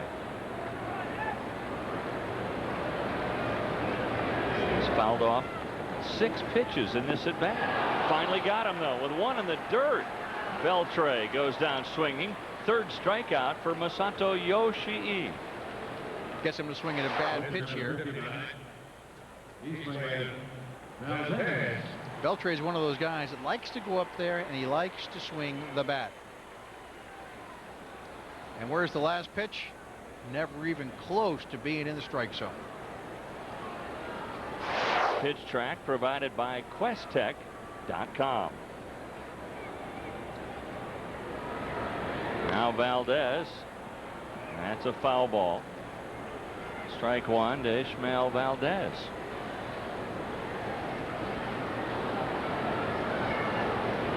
So the bat's in the Beltre for Adrian as he's back in the dugout. And 1 strike on the pitcher Valdez.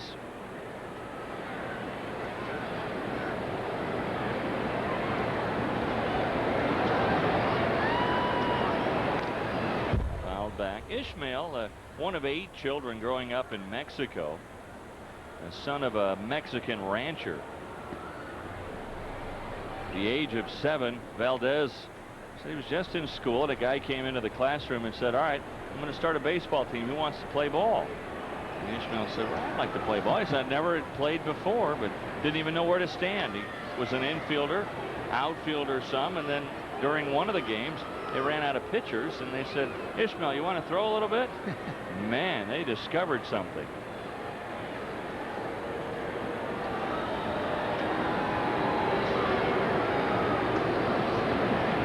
And that was Dad's a bigger rancher.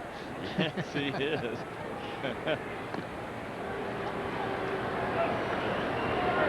Valdez actually quit school at the age of 16 to concentrate on baseball. And of course, famed scout Mike Brito, the Dodgers, saw him when he was playing for the Monterrey Industriales. And they had no working agreement with Monterrey, so he actually got the Mexico City Tigers to trade 3 players for Valdez so they could acquire him at the age of 17. Now, see, I did not know. That's an interesting story. Not only how he came to play the game, and then they make a deal so they can get him with an organization so they can grab him. That's wheeling and dealing in the baseball world. Yes, it is. Well, we have seen a lot of foul balls this inning. Yes, we have. It's costing the Dodgers some money. Well, he's going to try to bunt his way aboard with 2 out, and he won't do it. So that'll do it for the Dodgers in the 4th, and it all started with a Todd Hundley home run the opposite way. That home run has tied the game at 2 as we head to the 5th. Hits are even, so are the runs as we head to the 5th. Even Steven at 2.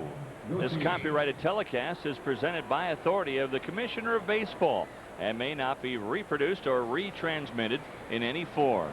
Accounts and description to this game may not be disseminated without express written consent. And here's Masato Yoshii leading off the 5th because of the mistake by Cedeno getting caught at 3rd. Beltre's got it, and 1 quickly gone here in the Mets 5th. Well, let's check out some scores from the National League. And again, the Giants getting by Atlanta. San Francisco just trying to hang in there. Atlanta, their lead true to 3 right now in the East. Cincinnati, they're red hot. They've won 5 in a row. They beat Florida. It was Houston keeping pace. The Astros have now won 9 in a row. Rockies outslugged Milwaukee at Coors Field 7-6. It was Pittsburgh over St. Louis 8-5 today. And Arizona leading in the 6th 4-0, shutting out Philadelphia. Montreal over San Diego, that one in the 6th 3-2. Well, here's Ricky Henderson. He's been aboard twice. A walk and 2 stolen bases in the 1st, and a single caught stealing in the 3rd.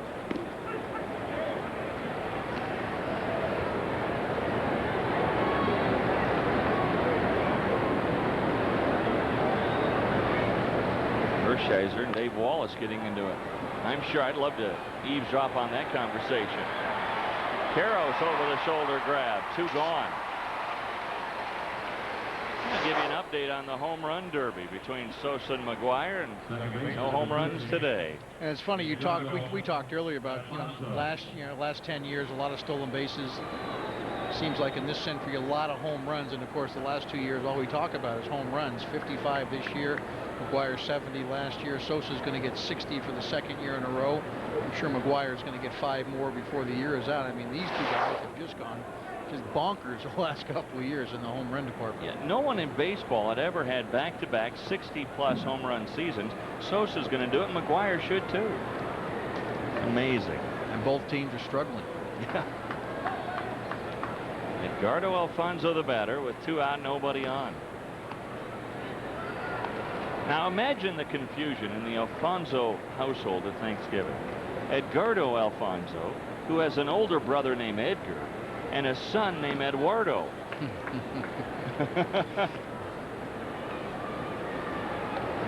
His older brother Edgar was with the Orioles and Angels organizations for a while, 6 years older than Edgardo.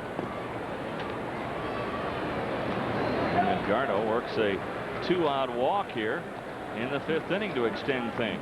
Yeah, most pitchers don't like to do what Valdez just did. I mean, he's had 2 quick, easy outs, and you have a chance to get 3 up, 3 down on a minimum number of pitchers, and then you walk Alfonso very quickly, and now you got to face Olerud. Olerud singled and was aboard for the Piazza home run back in the 3rd.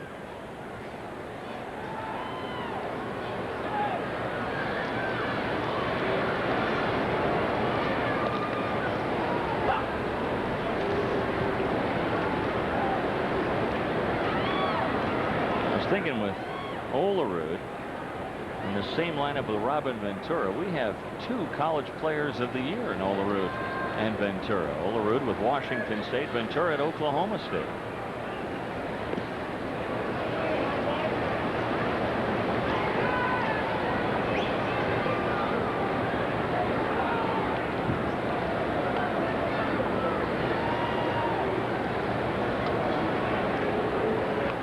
Olerud was originally drafted by the Mets, never signed with them though, instead went to Washington State.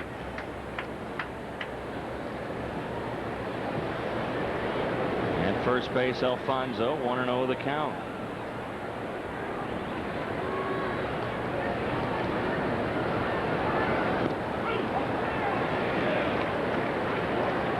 Strike call, 1-1. Mike Piazza waiting on deck, hoping Olerud can keep this inning alive.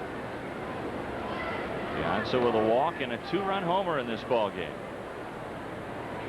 Looks pretty worried, doesn't he? Piazza? Yeah. No, I don't think so. Just another game for him. Another day at the park. Olerud with a little pop-up. Out goes Young. And that will do it, and it leaves Piazza in the on-deck circle. So Valdez works around the 2-out walk. We're halfway through in L.A.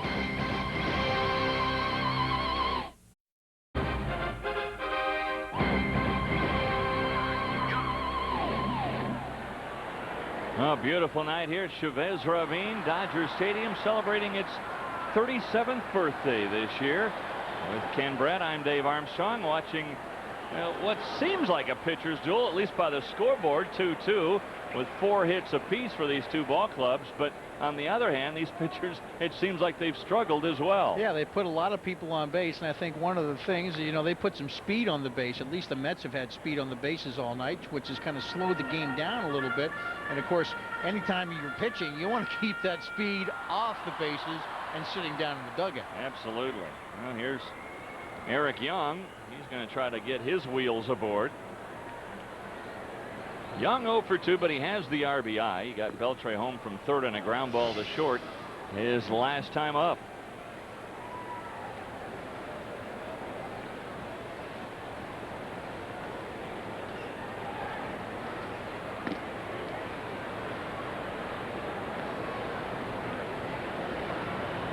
One ball, 1 strike to the man they call EY, Eric Young.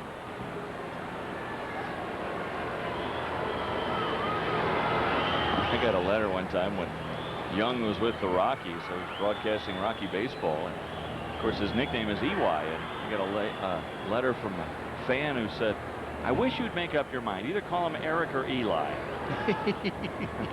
Eli. Or work on your pronunciation. Right. Eli or EY. Yes. 3-1 to EY.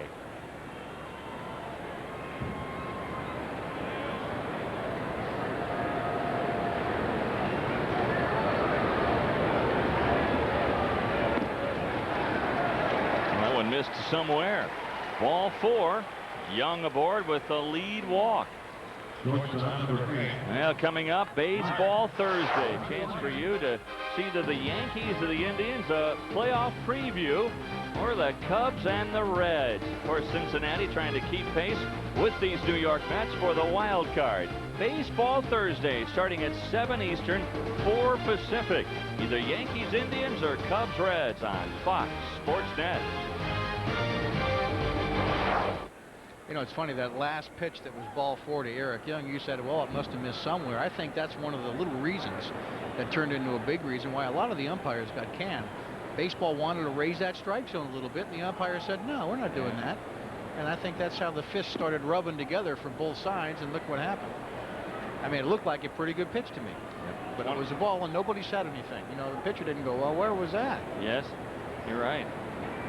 I was the lone voice in the woods. Yeah, and I happen to agree with you on that, which is why I'm bringing it up. Okay, thank you. Nice to have company. 1 ball, 1 strike to Mark Grzelcyk, who was halfway to the cycle, if you want to look at it that way. He's got one of the toughest parts, I think, of the cycle out of the way. He's got the triple.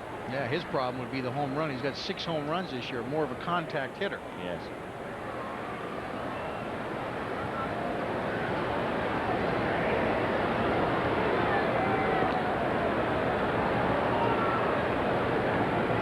mentioned that Eric Young missed a lot of games this year. He's had leg problems. And I wonder, you know, because you did so many games for Colorado, did he have a lot of leg problems in the last couple of years? Not at all. Is it just this year? This year he had the ankle problem and the leg problems.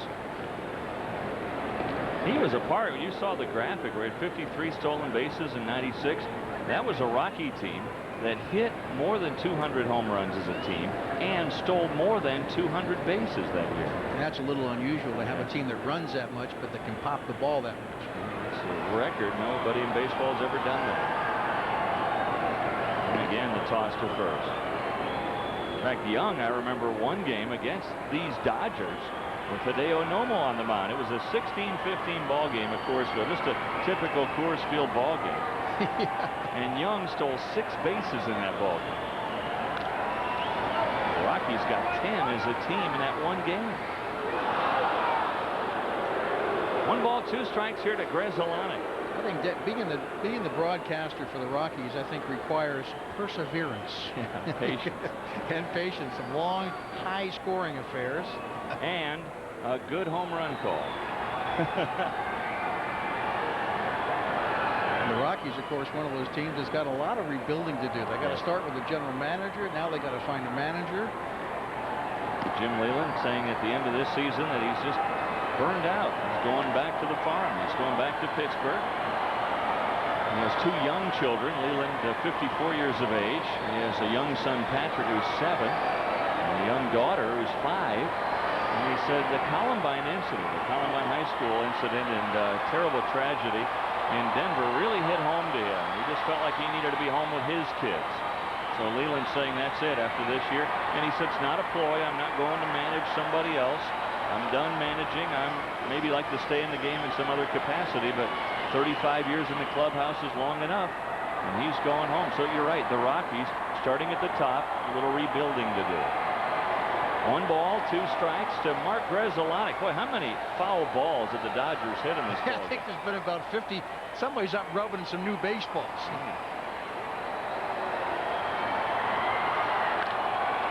Bouncing ball should be 2. It is. Double play turned by Ordonez, Alfonso, and Olaru. You talk about a perfect double play ball. This is about it. High chopper to the shortstop. We're talking about one of the great infields that ever put their gloves on. This is about as routine as you get. The old underhand toss. And I'll have to say, Ken, that Ordonez to Alfonso to Olaru doesn't roll off your tongue like Tinkers to Evers to Chance. Yep, one of those guys. And 3 of these guys. Yeah, it's pretty much the same. Let's take a look at the throw at second base. Does the second baseman touch the bag here, folks? Whoops. Well, he skipped over it, but I thought he skipped over it before he caught the ball. He might have got it with a back foot just before he released the ball, but that's the phantom double play. The phantom double play.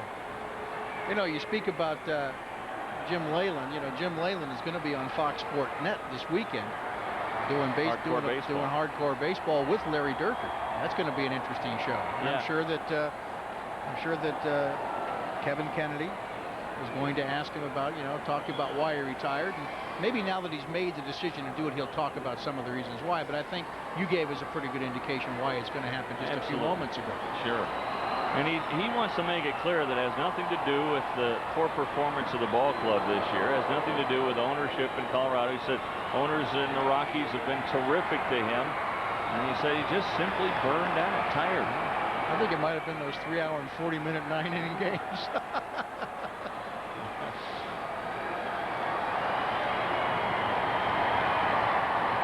He did say that if the next manager at Coors Field, one thing you do need is patience. Sheffield not patient with this one. Down the line if it stays fair. But hooks foul. Boy, we have seen 2 almost home runs in this ball game. Sheffield, he's almost hit 2 home runs in this ball game. The one that was Hamilton out in right center that he robbed him of a double, and now here the foul ball. This one, there's no doubt about. This is well foul. Now the other one was about 5 feet, 10 feet closer to the foul pole.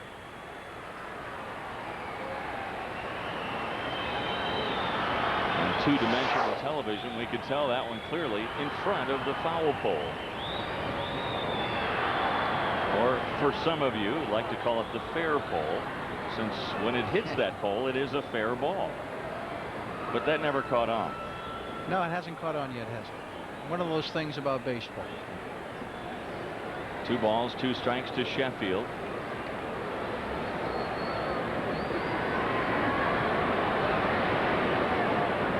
See the way he waves that bat up there, Ken? Yeah, it's almost as if he's pointing it to the pitcher at times. I mean, he's got such a tremendous grip on it. Well, Ventura hugging that line, but so is the rest of the left side as they put the shift on. Ordonez way over. And now Alfonso has gone to the shortstop side of the bag.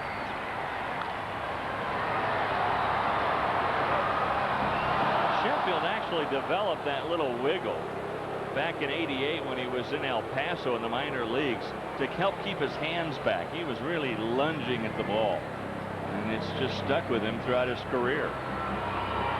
I think he's one of those guys, when you watch him at the plate, if you just covered his face just by watching the stance and the wiggle, you'd say that's Sheffield.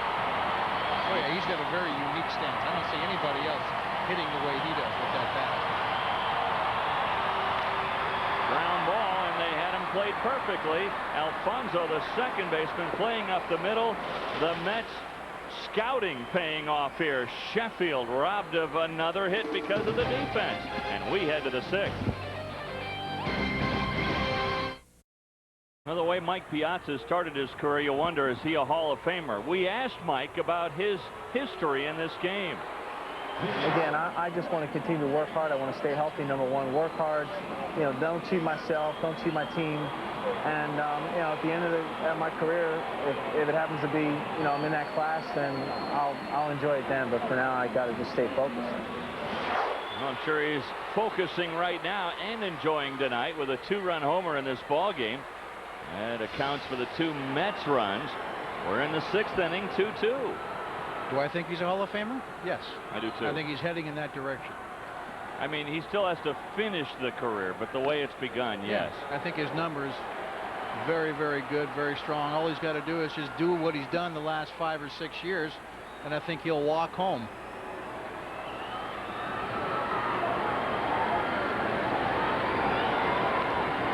Foul ball out of play. Well, Piazza has hit 2 home runs in this series. The first one Thursday. Thursday night. This time he pulls the ball. And then, of course, tonight, pitches out over the plate, lines it into the right field seats. You know, he looks like standing there. It looks like Tiger Woods after one of his monstrous drives. I know he knows it's going 300 down the middle. And Piazza, after that, especially the Thursday night home run, he knew that was gone. 1 ball, 2 strikes here to Piazza.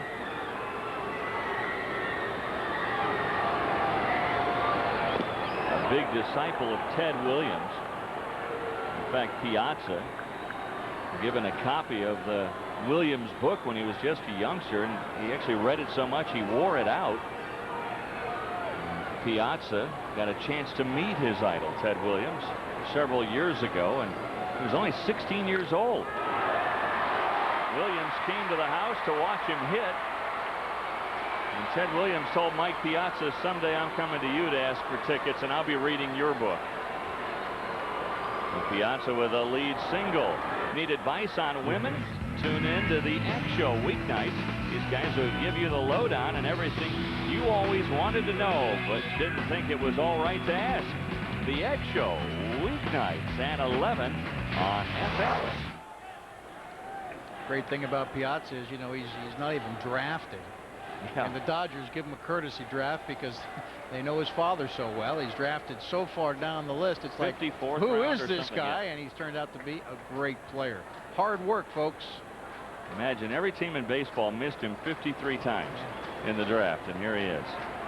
Well, here's Robin Ventura, 0 for 1 with a walk. Fastball had just missed outside, and it's 2-0 to Robin Ventura.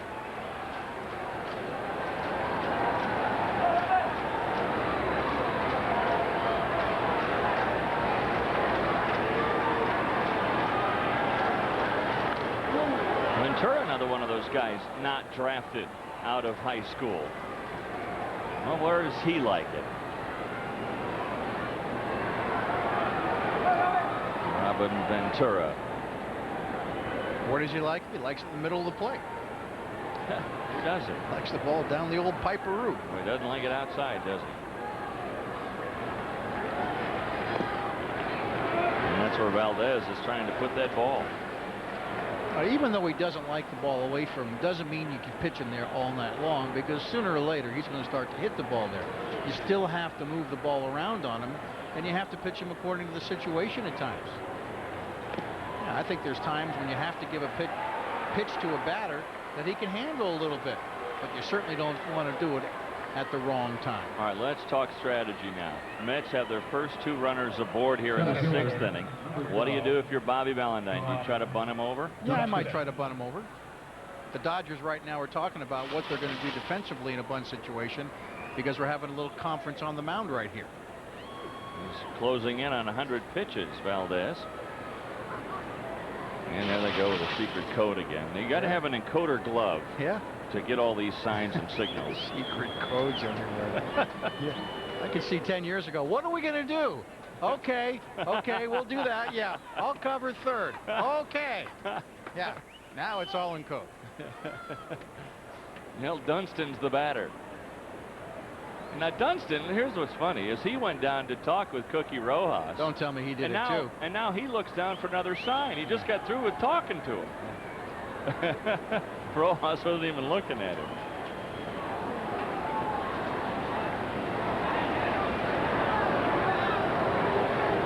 John Dunston looking to bunt and takes the ball outside. Dunston, the reason he's in the ball game, Hamilton goes up, makes a catch at the first inning, bangs that left knee, has to come out of the ball game.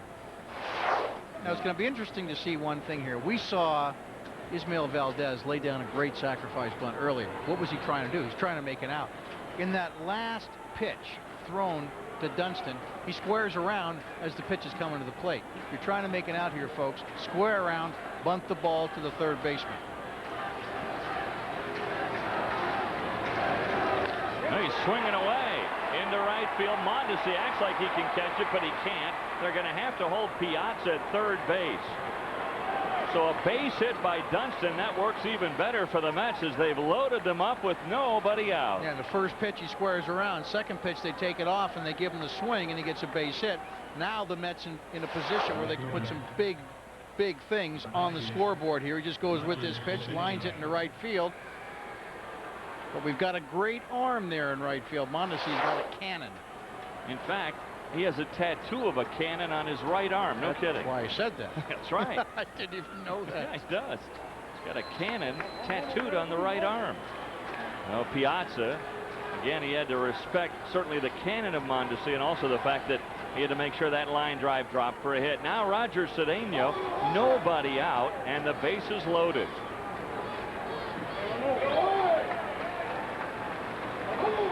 Well, don't you know, Cedeno, who carries no ill will towards the Dodgers. He said he just didn't have the confidence when he was in this organization. But you know he'd have to feel good about getting a base hit here. I don't think Cedeno ever really got a true opportunity to prove what he could do for the Dodgers. You know, a couple games here and a couple games there is not the answer. And the Mets have really handled him with kid gloves, not letting him play center field in his more natural position. Well, I think he may end up there before it's all over, but they'll gradually put him into that position. I think anytime you want to see if a guy is ready to play in the big leagues, you put him out there and you leave him out there and you sink or swim with him, but you give him an opportunity to prove to see what he can do. He has always had the availability to go out there and do good things, and he's finally doing it now because he's getting the opportunity. Now all of a sudden it's 3-0 and he's in real danger of walking in a run. Absolutely. Davey Johnson just shaking his head and getting grayer by the moment. He has watched Ismael Valdez, who had only 50 walks coming into this ball game. He walked the bases loaded in the first inning, walked another in the fifth, and one here in the sixth inning. So he has already walked 5 in the ball game and in danger of walking home a run.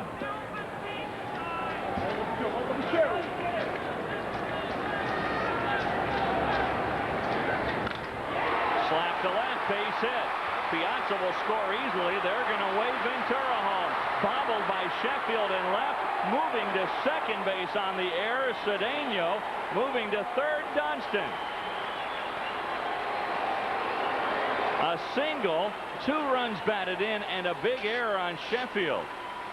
Which only puts runners in second and third, takes the double play away defensively from the Dodgers, and all of a sudden it's a 4-2 lead. And with the right kind of outs here, the Mets can run away and hide a little bit. Solid base hit to left field, and right off the handle of the glove it goes, and he kicks it. And by the time he chases it down, everybody moves up an extra 90 feet. Well, Sheffield was trying to come in and charge the ball for a play on Ventura at the plate, but it went right off the heel of the glove.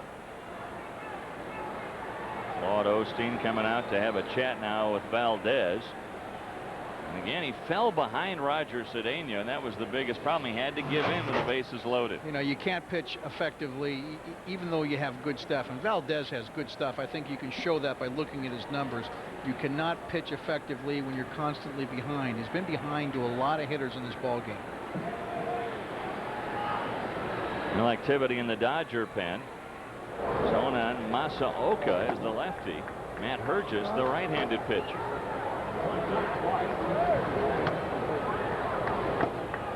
The Mets leading 4-2 now. Still nobody out. Infield coming in for the Dodgers. Ray Ordonez the batter. Bouncing ball that gets under the glove of Grzelcyk. 2 more will score as Dunston and Cedeno come home. The throw well offline, and on the throw home, Ordonez takes second. A single for Ordonez, going to second on the throw, and this inning a microcosm of the Dodger problems in '99. Well, the Dodgers have not played very good defense in this ball game, and that play right there has nothing to do with the nice try by the shortstop to try to knock down that ball. One thing you got to do, you try to keep the double play in order. He does not hit this ball very hard, but with the infield in, you know, you lose a little range defensively. And then when the center fielder charges the ball and throws it away, you take the double play away and you give the runner an extra 90 feet. And that's going to be it for Valdez. So Valdez exits stage left. Hergis coming in for the Dodgers here in relief of Valdez to face Masato Yoshii as the Mets have blown it open here in the 6th. Well, we're at that time of year with all the September call-ups, a chance for the Dodgers to look peek into the looking glass at their future, and they bring in Matt Hergis in relief of Ishmael Valdez.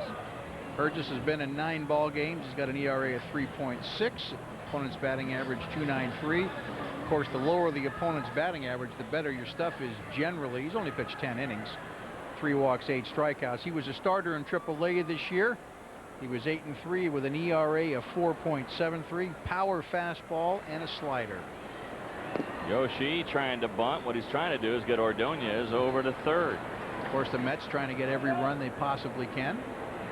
Right now leading 6-2, and there is still nobody out here in the 6th inning. Well, single by Piazza, then the walk to Ventura. That kind of set things up.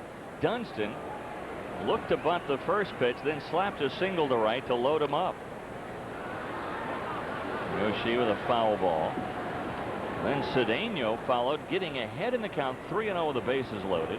On a 3-1 pitch, he slaps a single to left. Sheffield boxed it in left field. And that allowed the runners to move up to second and third. Ordonez got both of them home through a drawn-in infield. And then Ordonez takes second on a throw home, a wild throw from Hollingsworth. Yeah, Hollingsworth has got to know better than that. Yeah. You're a veteran outfielder like Hollingsworth is. You got to know where to throw the ball, and you got to be able to hit the cutoff man.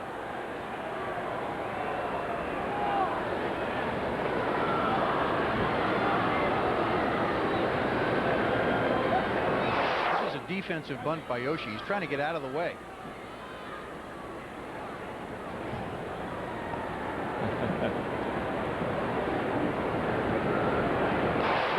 Like to throw? What kind of pitch did you like to throw a guy trying to bunt? A high fastball? High fastball. Just let him bunt the ball. If he's trying to make an out, let him bunt the ball.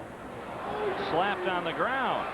Good jump by Ordonez. They'll get Yoshii, but he gets the job done not by way of the bunt, but by slapping the ball to Grezzolani. Pretty good little at bat right there. Some bad bunting, but some pretty good swinging right there.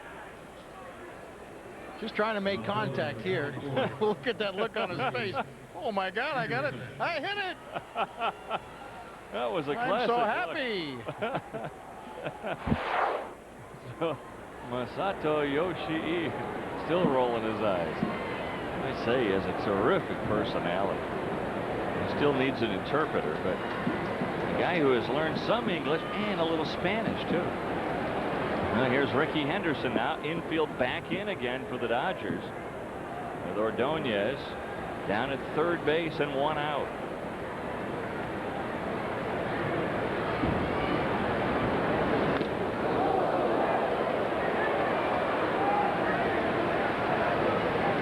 Henderson with a walk in the first and 2 stolen bases and a single in the third. It was a close ball game once upon a time, but 4 runs by the Mets here in the 6th inning. They'd like to tack on at least one more. A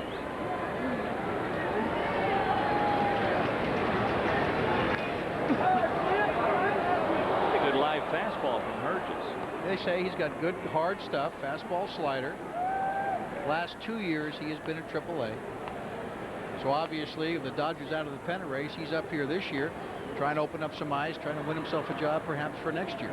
You see a lot of the youngsters coming up with a good fastball. They usually have a good fastball, good slider. It takes them longer to develop something off speed. And that's because usually in high school and low minor leagues, they can just blow the ball by guys. They've had success just going and doing what they had success with at the lower levels. They just keep on going with that. Right.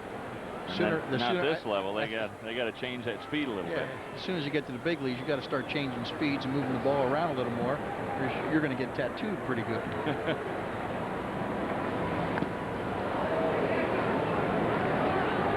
And I'll give you one good example of that. I was talking to one of the pitching coaches. I won't mention which one, which team. He was telling me about all the guys he had in his bullpen. This guy throws 92. This guy throws 93. This guy throws 90. He's got pretty good this, pretty good that. All fastballs were 90 plus. All their ERAs were over 5. They don't know how to pitch. Don't know how to pitch yet. They throw. They just rear back and fire it. They fall behind.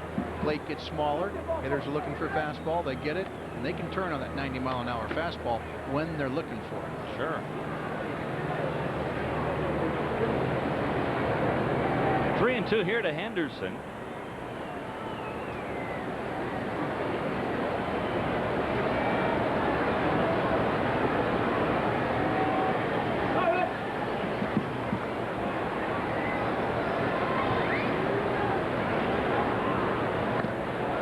And ball 4.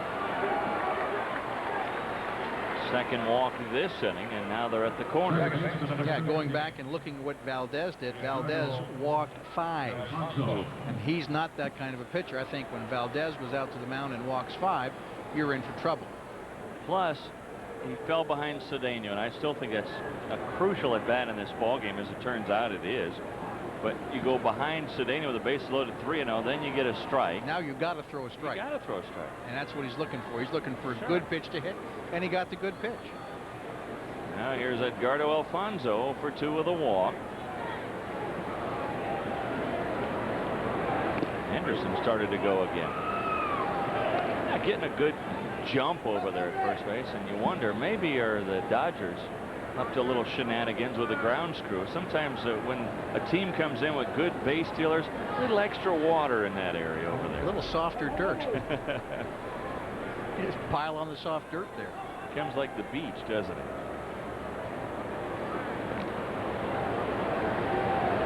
Runners. Ordonez at third, Henderson at first. And don't put it beyond the Mets to try double steal. That's about the only way guys steal home anymore, on a back end of a double steal.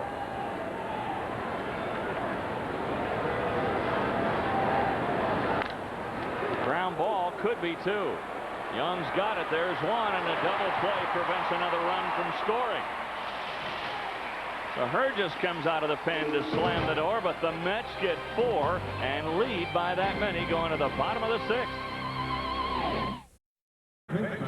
Eric Karros, Mike Piazza, inseparable when they were both with the Dodgers. We asked Eric if it's weird for him to see Piazza in a different uniform. You know, last year it was definitely it was weird. I mean, we had I remember watching a game in Colorado. It was a Mets and Marlins game. Nomo was pitching, Todd Zeile was up at the plate, and Mike was catching. Zeile hit a home run, and I would have never thought I'd ever see anything like that. Well, he saw another home run from Piazza tonight, and Piazza started that 4-run rally in the 6th inning with a single to lead things off. So all of a sudden it's 6-2 in favor of the Mets, and here is Karros to lead off. Yeah, in fact, I think that Karros missed Piazza so much, he went out and got married recently.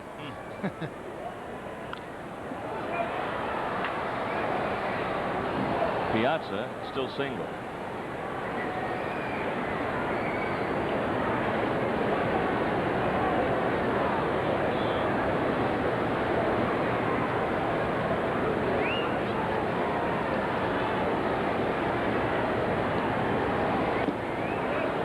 Strikes on Karros, who's 0 for 2 in the ball game.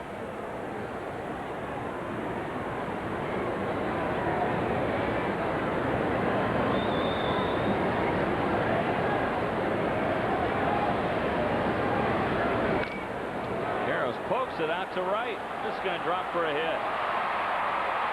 Oh, Eric Karros just reached out and touched it. Now, those are the kind of hits that really irk a pitcher at times. You know, you get a guy in a hole and you make a real good pitch, and what's he do? Excuse me. Just a little dunker into right field. And now here is Randy Hundley's son, Todd.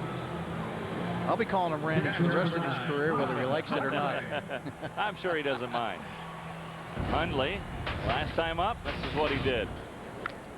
Pitch out away from him. He's got power. I mean, Randy Hundley's had a 40-season home run, or 40 home run season. Todd Hundley has. Yeah, Todd does. That's what I said. I said I'd call him Randy. He'll probably do it again tonight. He hit 41 in '96 with the Mets, which is the most ever by a catcher. Bench, you're thinking, wait a minute, Johnny Bench hit 45 in 1970, but he only hit 38 of those while he was behind the plate. The other came when he was playing first base for the Reds.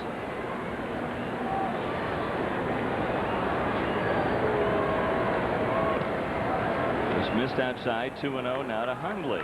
Well, you know, to give you an idea of how bad it is with the Hundleys, I was in the Met locker room today, and the Met PR guy called me George. Really? Yeah. And I said, no, that's my brother. Yes. I'm Ken. That's what I said. No, you did. It happens to us, too.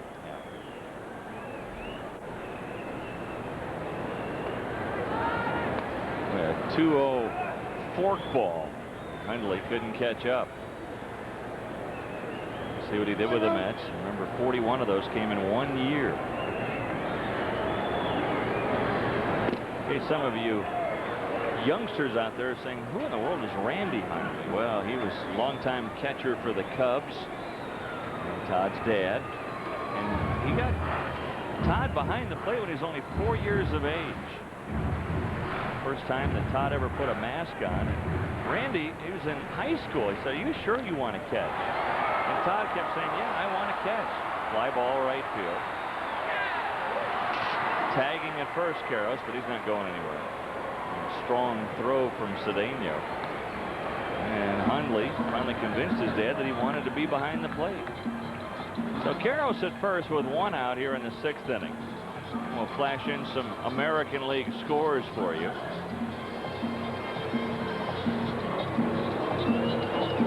Again, a big no-hitter by Eric Milton. First career no-hitter for that youngster from the Twins. Might not be his last. He looked good. Boston, a different game than yesterday's nail-biter. They win this one in a slugfest, 11-10. Baltimore, they get by Seattle. The Mariners' hopes have been dashed. Toronto over Detroit. Toronto just trying to hang around, but they've fallen off the pace as well. Oakland, they keep up with Boston. When you think of the A's now, they're still just 3 back of Boston in the wild card. Toronto stays 6.5 back in the wild card. Cleveland, well, they've already wrapped up their division in a who cares ball game. They're just going for the best record now in the American League. And Kansas City out slugging Texas 9-6. I'll tell you what, the Royals have no pitching at all, but they have a pretty good offensive ball club. In the American League right now, it's Cleveland with the best record.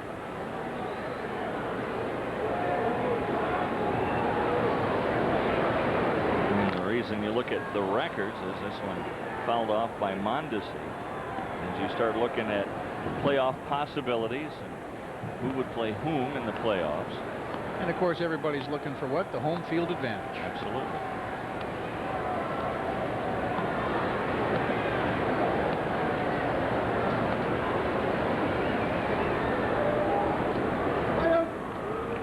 Two strikes here on Mondesi.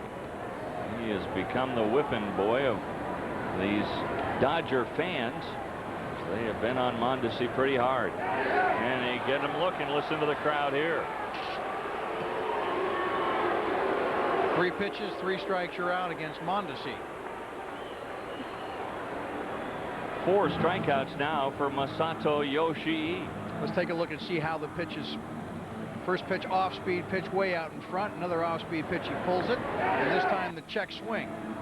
Mondesi has always been one of those very aggressive hitters. I remember Reggie Smith, who used to be the batting coach here, said if he could swing at strikes, he'd hit 350.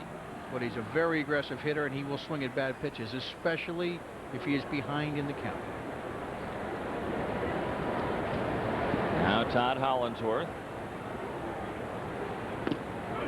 Good fastball from Yoshi. He seems to have been rejuvenated, Masato, with that 4-run lead. He got a little boost of 4. Yeah.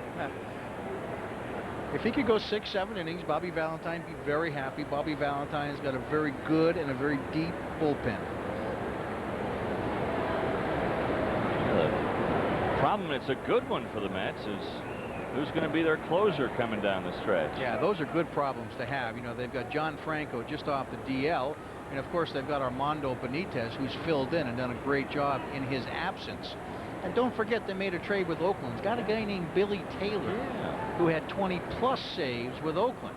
He's got a lot of people to go to in the bullpen. A lot of teams looking for one closer, and Valentine's got 3. Pop foul, and this one will go out of play. And, you know, you talk about the team, I think, that's got the best record after 6 innings. And who do you think that might be? National League and an American League team. Best record after 6 innings. Well, I'm going to guess the Mets. No, it's the Texas Rangers. Really? Because they have a pretty good bullpen. Oh, they do. Yeah. So the key for the Rangers. Zimmerman kid. Oh, the key for the Rangers: lead after 6. Get your starters to give you 6 solid innings. Keep you in the ball game. You got a shot. Yeah, because they've got Zimmerman, and then of course they've Zimmerman. They got a couple Wetland. of left-handers. They got some other right-handers, and they got John Wetland for the 9th inning. Pretty good bullpen. But the problem for them is their starting pitcher. Problem for them: 6 innings. They ought to pass out some T-shirts in Texas. Get me to the 6th. Swing and a miss by Hollinsworth. Yoshi finishes the 6th in style, striking out 2. And we head to the 7th. The Mets hopping their way to a 4-run lead. Well, we head to the 7th inning, and the Mets blew this one open in the 6th with a 4-run 6th inning. And lead 6-2 now. John Olerud will lead off the 7th for the Mets. He'll be followed by Piazza and Ventura. Facing young Matt Hergis. First 2 games of this series, pitchers duels, but this one was until that 6th inning for the Mets. Boy, Valdez, he just hit a wall at about 100 pitches. And not helped by his defense in the 6th inning. Olerud to center field. Hollinsworth on the track.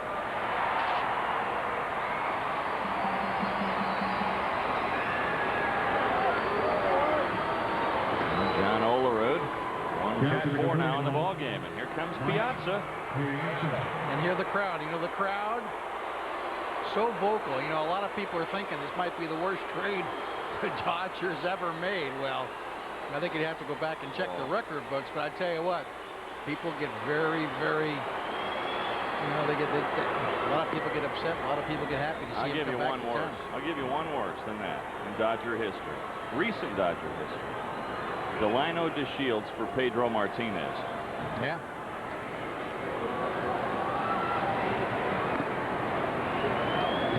Any other takers? No, I'll take that trade any day. Yeah. Because, you know, the only person left in the Piazza trade, Sheffield. Now, wait a minute. Is that a copyright infringement? What that guy was doing with the video camera?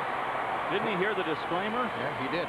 Piazza, he has his 3rd hit of the game. He's been aboard 4 times.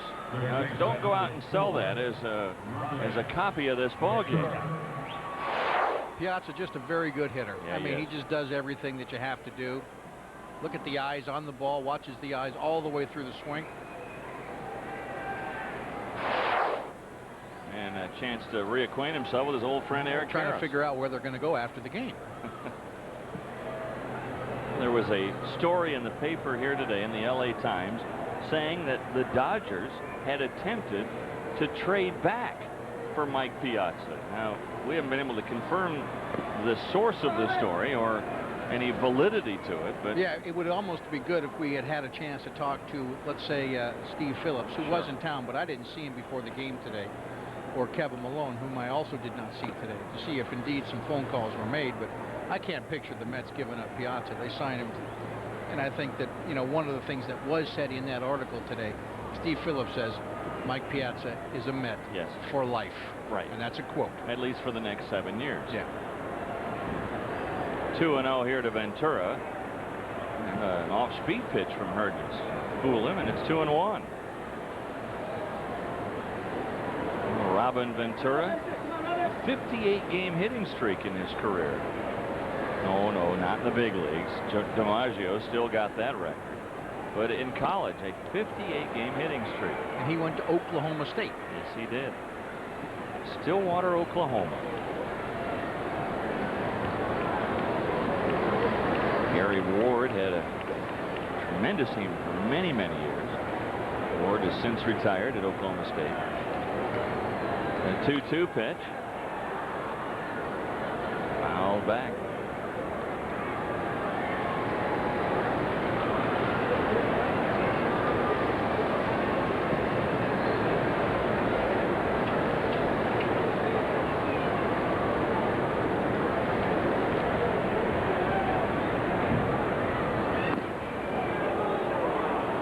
Up and in.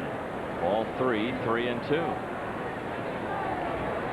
You know, it's good that young kids get a chance to come up here in the month of September to get an idea of what it's like to pitch at this level. They go to spring training next year. They're not quite in awe like they used to be. It's important that they get a chance to show what they can do. Piazza running to stay out of a double play, and the pitch fouled away by Ventura. Not running to steal a bag here. What he's doing is he's counting on Ventura to make contact, and they're trying to stay out of a double play. Are you trying to say that if perhaps Ventura struck out, he would be thrown out? He might. It's a good bet.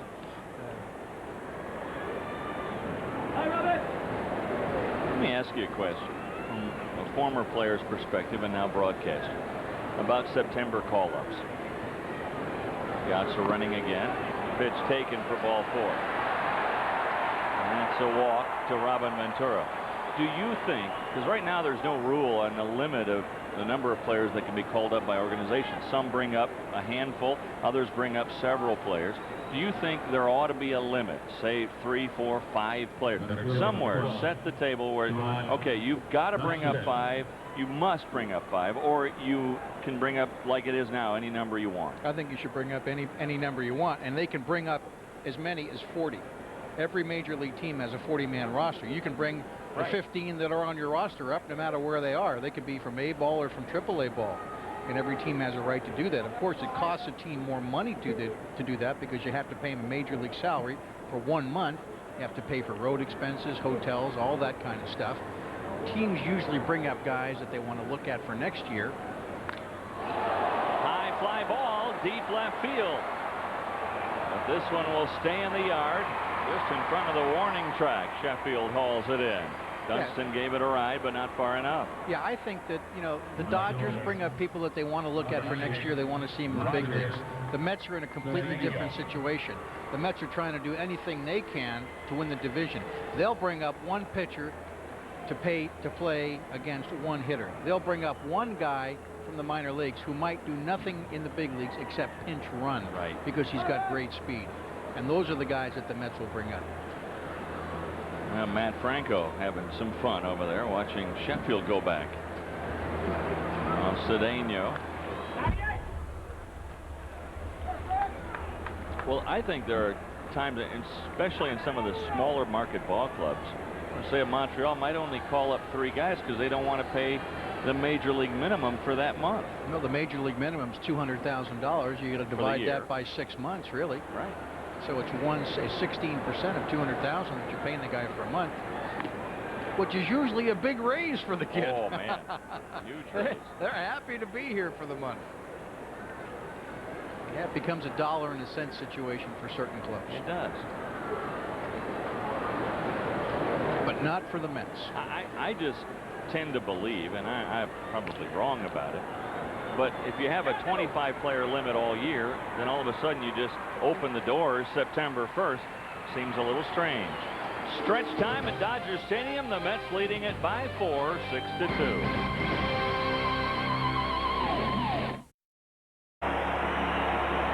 I've always wondered what do starters work on between starts. Yeah. And you wonder, Ottavio Dotel. Oh, he's working on his spelling. He's going to be a contestant on the Wheel of Fortune. Dotel. Yeah. He bought 2 vowels. He's ready to go. Ottavio will next start at Coors Field.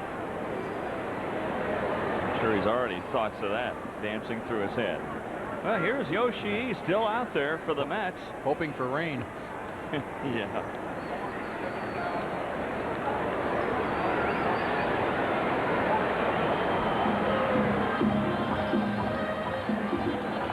Sato Yoshi, I tell you, I'll be honest with you. Here in the 4th inning, I thought Yoshi might be on his last legs, but then, as we said, given breath of fresh air and second life thanks to the 4-run 6th inning by the Mets.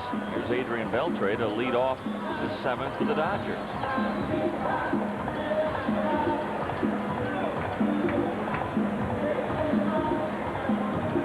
Beltre 1 for 2 in the ball game.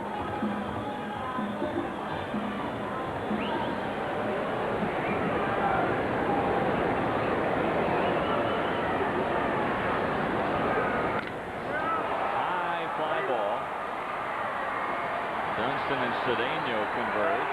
Whoa. They almost mixed themselves up out there, but it was Dunston who made the call and the catch. Well, it's funny that Cedeno's the outfielder and Dunston's going to like to fill in and play a little bit of everything. The center fielder always has the right to call the ball, and if the center fielder calls for the ball, right fielder's got to get out of the way. Got to get out of the way. And he almost doesn't do that. We almost have a little problem. And sometimes when that happens, you drop the ball. Or sometimes you look at each other and the ball drops to the ground. And I said, I got it. You know, a lot of times you'll see on a replay, you'll see both guys calling for it at the exact same time, the same cadence, and they don't hear each other.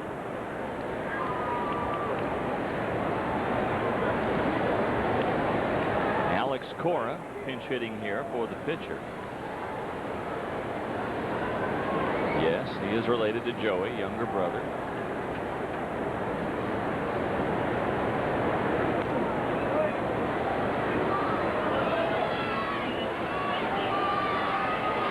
To the count to Alex Cora.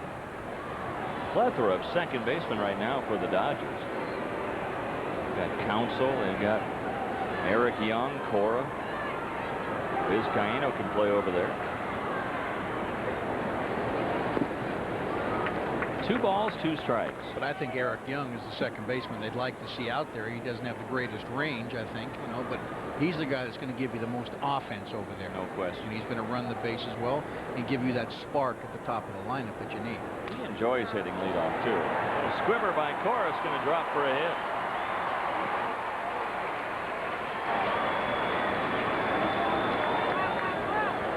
comes the authority, Derek Young. Number 21, Eric Young.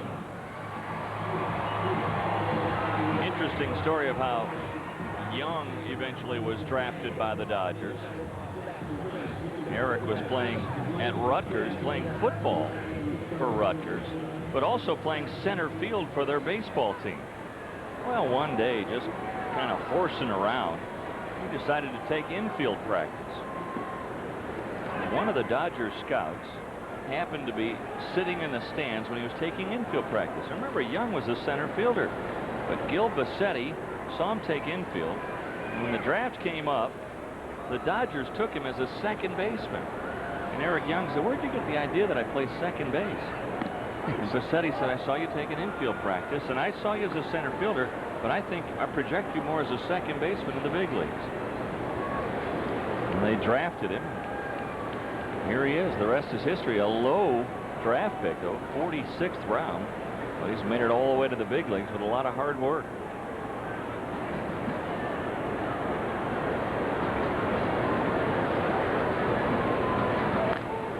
Foul ball. Action now in the Mets bullpen as they figure Yoshi is finally on his last legs, and Pat Mahomes, who really throws hard, a former Twin relief pitcher working in the Mets bullpen. Yeah, they call him the Vulture. This is not the kind of a game that he likes to pitch in, though. The Vulture is one of those guys that likes to come in those tie ball games. Mets score some runs, and he gets the win. Yeah, Mahomes has been the Vulture this year. Right guy pitching at the right time. Picking up the scraps, huh?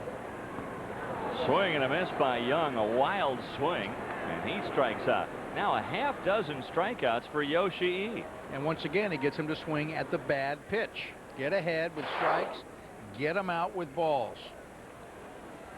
And there's that split finger pitch right there. Here's all the pitches to Eric Young. Pitch down, pitch up, pitch down again. And there's the strikeout out of the strike zone. Pitch track provided by QuestTech.com.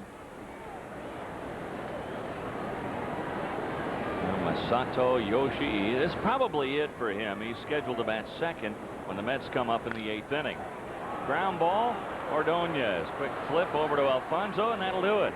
Dodgers are gone in the 7th. We head to the 8th. Still 6-2 New York.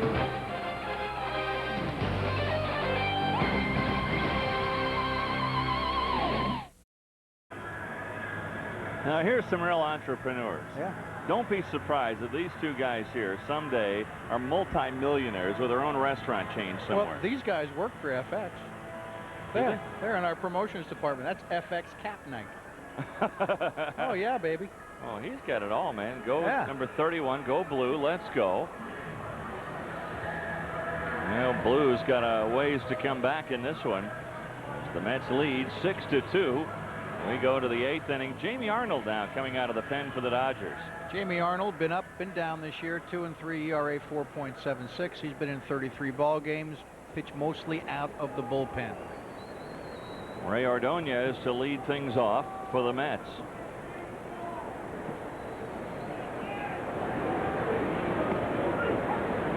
Strike one to Ordonez.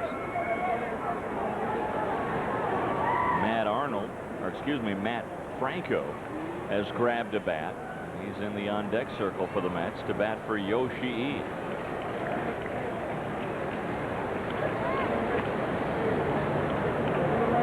So Franco, who was just playing around a little while ago, now he's getting a little more serious as he gets ready in the on-deck circle.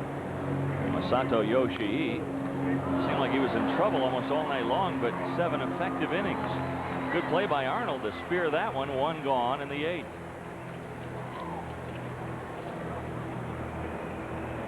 And now Matt Franco batting for Masato Yoshi. Franco, the primary left-handed back coming off the bench for the Mets this year. You see what he's done as a pinch hitter. The only true left-handed bat on their bench tonight.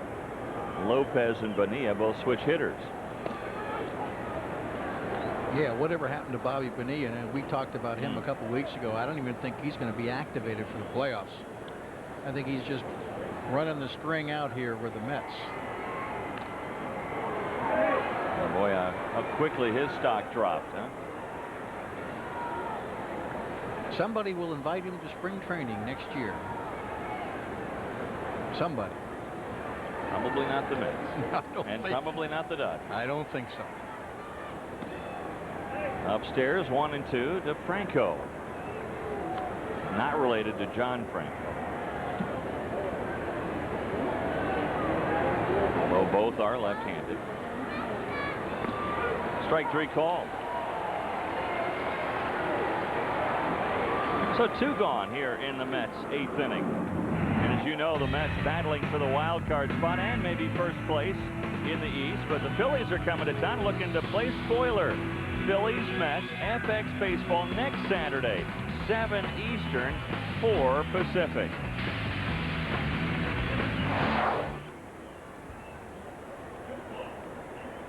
Two gone, and Ricky Henderson the batter now. Arnold has retired both Ordonez and Franco.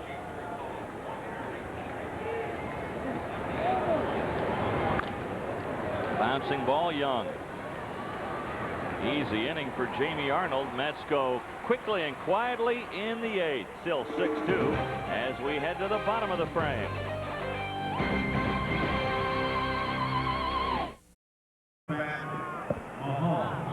Well, we go to the bottom of the 8th inning. The Mets leading 6-2, and they're making a pitching change. And a new left fielder taking over for Ricky Henderson is Melvin Mora. He'll bat in the pitcher spot on the double switch.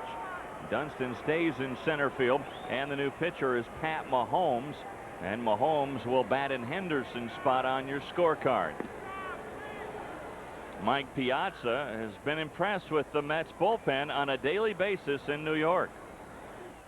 You can bring in different guys every inning, and you're showing that team a different look, and it's tough to get a fix on them because you're only going to see them for 1 inning. If you don't get to them, you're going to get somebody else the next inning, which you have to make another adjustment on. So I think that sort of varying styles has made them very effective.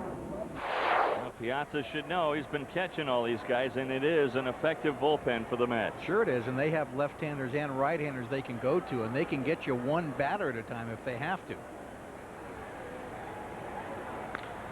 High pop-up from Sheffield. A rough day at the office for Sheffield. Olerud handles this one. 1 pitch, 1 away. Mahomes, look at that record, the Vultures.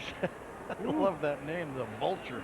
7-0 ERA is very good at 3.48. Look at the opponent's batting average. Anything under 200 is outstanding. He's at 190, 36 hits in 54 innings. Boy, has he done a good job for Bobby Valentine out of that Met bullpen. One of the many guys out there that has just taken up their role and just done a great job at performing. You know, when you look at the Mets, they are truly the team concept. I mean, they've got the solid bullpen, good closers, plural, timely hitting. They've got several guys in their lineup that can hurt you. Good starting pitching, not great starting pitching, but good solid starting pitching. And right now, 6 guys in their rotation. Pretty solid defense in the infield. I think their outfield, you know, defense is probably adequate. I would say adequate defensive outfield. Right. Ricky Henderson on the left, adequate at best. They, you know, I think they'd like to go out in the winter and find themselves a center fielder, depending on how well Darrell Hamilton can do from here on in, and you know, their interpretations of what's available. And they might also think, is it time for Cedeno to make that move to center next year? Another pop-up. This one off the bat of Karros. And this time handled by Alfonso. Got about 7 stories of foul balls.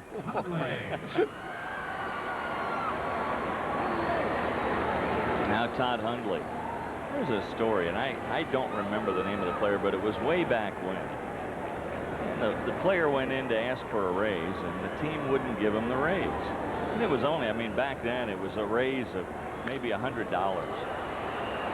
So he proceeded to go out in batting practice that day and hit every ball that they had in their bag up into the stands in foul territory. Every ball he hit up into the stands, and it cost the club more than the raise would have been. Ball upstairs to Hundley, who has a home run and 3 at-bats in this ball game. You know, it's incredible the amount of baseballs I think a major league team goes through over the course of a season. hundreds and hundreds of dozens of baseballs. I asked a kid who rubs the baseballs for the umpires. What? They don't rub them themselves? No, not anymore. They've got an assigned baseball guy. 6 dozen per game. 6 dozen. Well, Mahomes, he gets the Dodgers quickly in the 8th, and we move to the 9th with the Mets leading 6-2.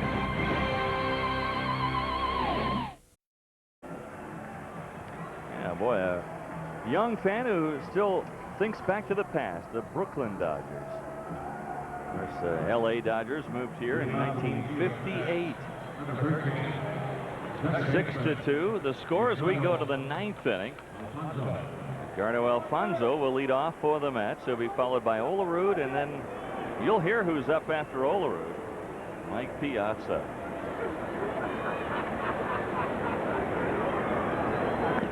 Alfonso, well, he's 0 for 3 in the ball game. Hit into a double play his last time up.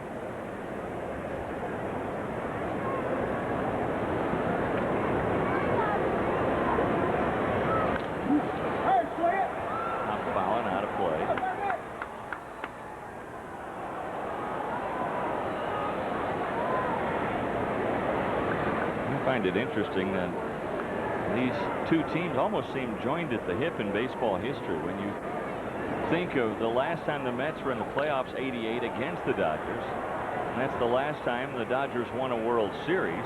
In fact, LA has gone 0-10 in the playoffs since 88. Yeah, the Dodgers get to the playoffs and the fans are still upset because they can't seem to win a ball game in the playoffs.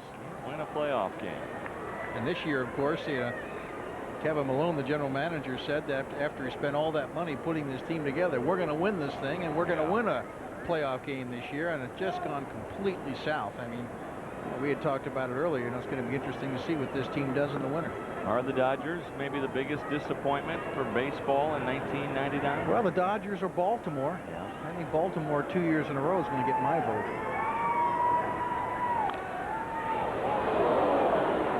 Sprayed up into the crowd. 1 ball, 1 strike to John Olerud.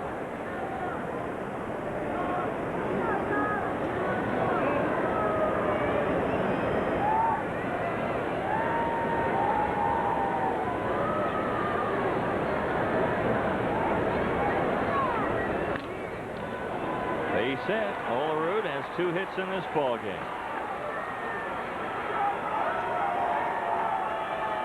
Now Mike Piazza. Look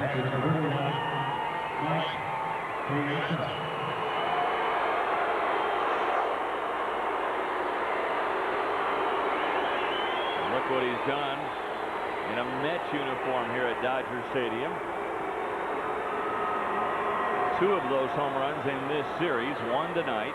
That 2-run homer, and the 3rd gave the Mets their first lead, and there goes illegal. I just hope that Bud Silly's not watching this, because he'd get that crack major league, that security thing. Oh boy, I'll tell you what.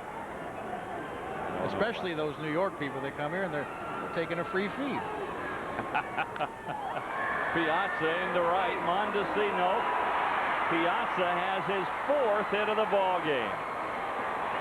So Mike Piazza comes back to Dodger Stadium, rubbing it in just a little bit. 4 for 4 on the night. 2 runs scored and 2 runs batted in. So Piazza gets a walk, 3 singles, a home run, just a little dunker here. And the Mets trying to add to their 6-2 lead. Man, a little is he strong. Inside out swing, just trying to fight off that ball. And a smile, a wry smile from Mike Piazza. And now Robin Ventura.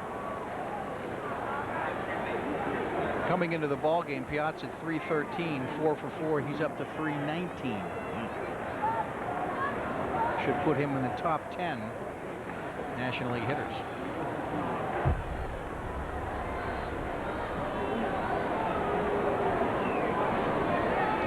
Not quite there yet, huh? Well, he's right at it.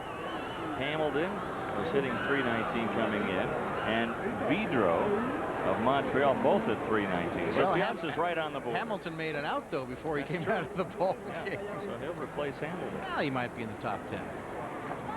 He's close. Larry Walker most likely will win a batting title, his second straight. Walker a 20-point lead over his nearest rival, Bobby Abreu. 2 balls, 2 strikes here to Ventura. At second, Olerud, and at first, a man who needs no introduction here.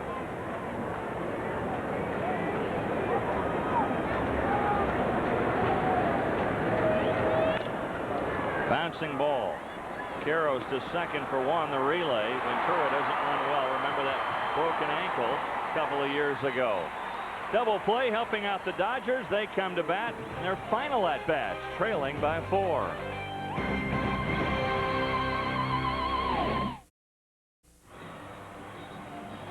Mets leading in the ball game 6-2 as we head to the bottom of the 9th inning, and I think we're going to show one more time a great play by the pitcher. Watch the pitcher quickly get off the mound here.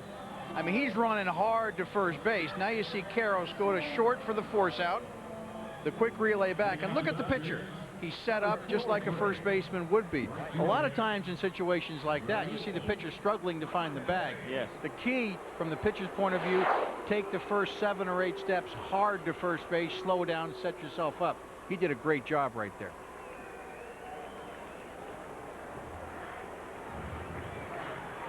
Pat Mahomes will face Raul Mondesi. You think back to Mondesi. Off to that terrific start, the 2 home runs on opening day as Dodgers came back not once but twice to win that game.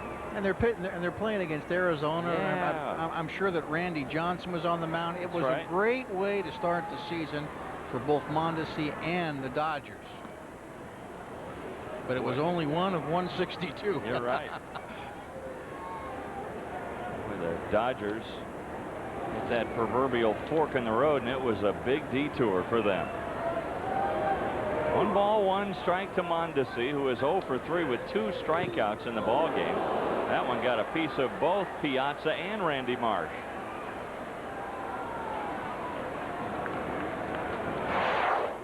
I'm going to tell you, this is a big swing by Mondesi. That's a big swing. Boom, boom. Right off the mask, right off the chest protector. Hurts a little bit, but, you know, that's why they're protected there. Marsh is smiling about it now.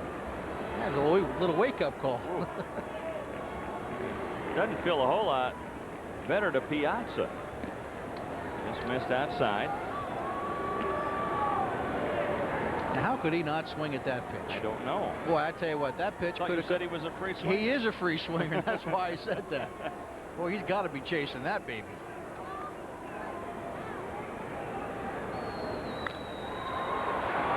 Top foul and out of play.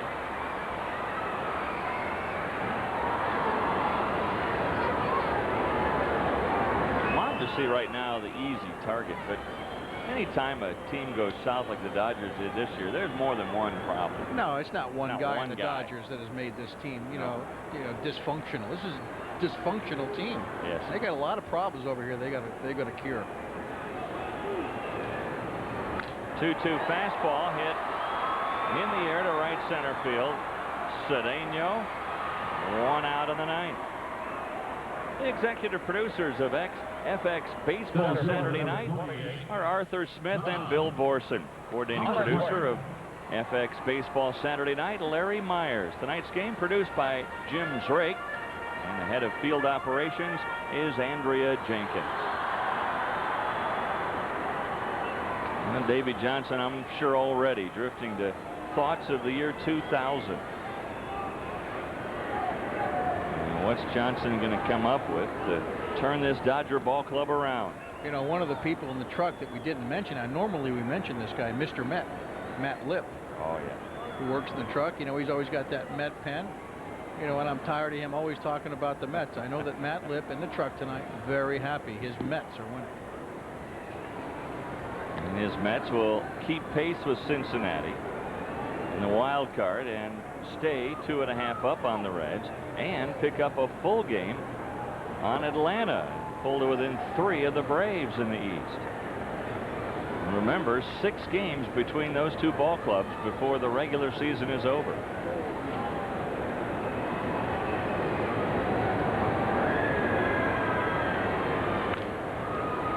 I always wondered, what do you do if 2 teams tie for the division lead and they both go to the playoffs regardless of that 1-game playoff?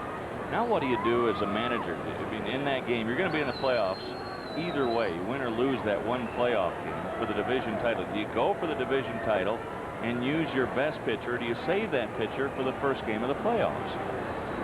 I would not waste my best pitcher.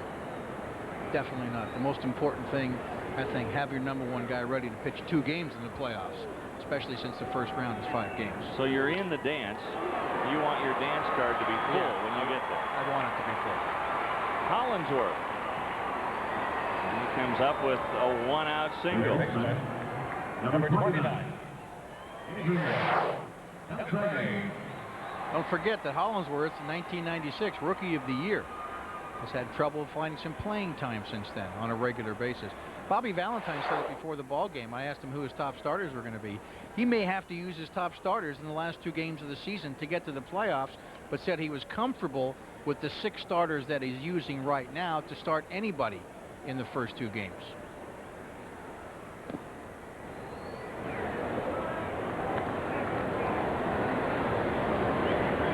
Adrian Beltre, a double and a run scored in the 3rd. He's 1 for 3.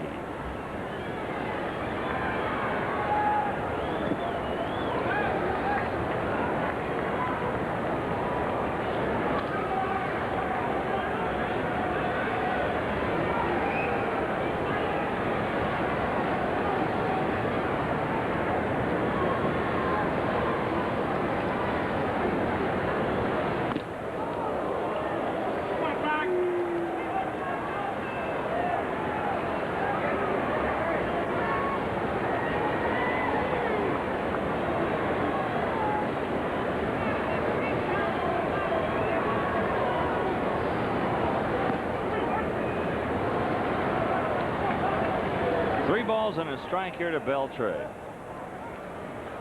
Last thing Mahomes wants to do is start putting guys on base. You got a team buried right now. You want to keep him down there. And he does just that, though. A walk. And now the tying run in the on-deck circle. And that's providing, of course, that Cora gets on base. A little conversation between the pitching coach and the manager. He's got a lot of other people he can go to out there. Mahomes has not been his closer. If you look and see what Mahomes has done this year out of the bullpen, no saves. So Armando Benitez, just in case they need him. Yeah, and you hate to see a guy have to get up, you know, put a little gas on it now in a situation like this. You know, a little more wear and tear on the arm. Alex Cora batting for the 2nd time. He came in the 7th inning and stayed in the ball game.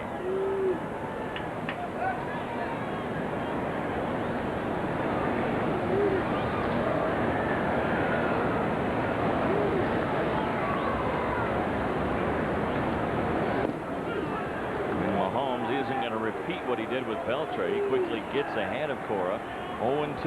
And Cora just going to wait him out and make him throw some strikes. Now he's got to be swinging the bat.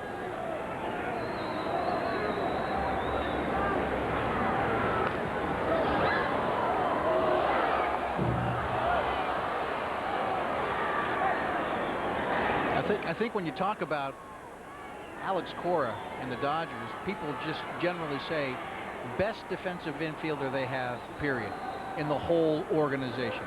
This guy's the best glove they have. Question is he going to hit enough to get a place to play? Staying alive here, 0-2. We saw him in infield drills earlier today, and he does look smooth in the field. Hollingsworth's at 2nd. Beltre's at 1st. Dodgers need 4 to tie it.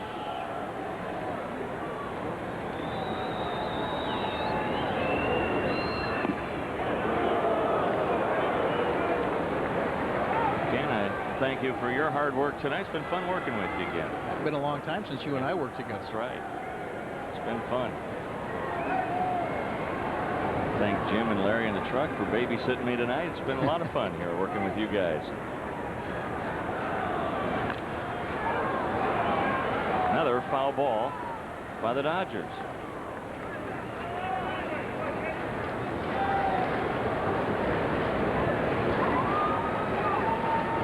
And the Dodgers, unless they come back in this one, are going to drop to 66 and 76. And that look right there kind of sums up the feeling of Dodger fans here in L.A.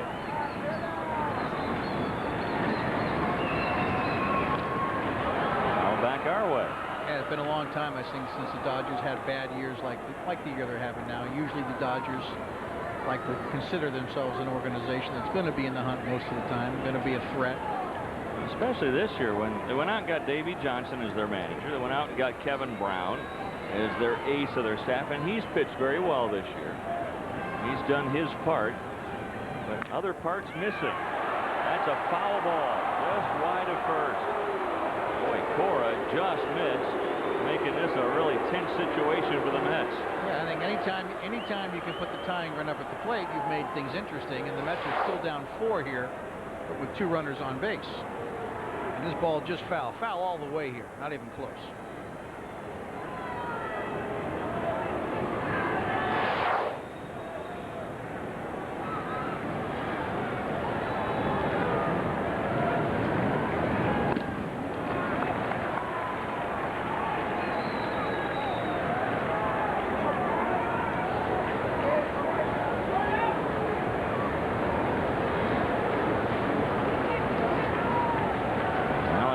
Still pacing. Doesn't have this one quite secured yet. Another foul ball. Man. He's teasing him. I tell you what, he got the whole 0-2, and he has battled the homes pretty well since then. Made him throw a lot of pitches. Now he's even in the count at 2-2.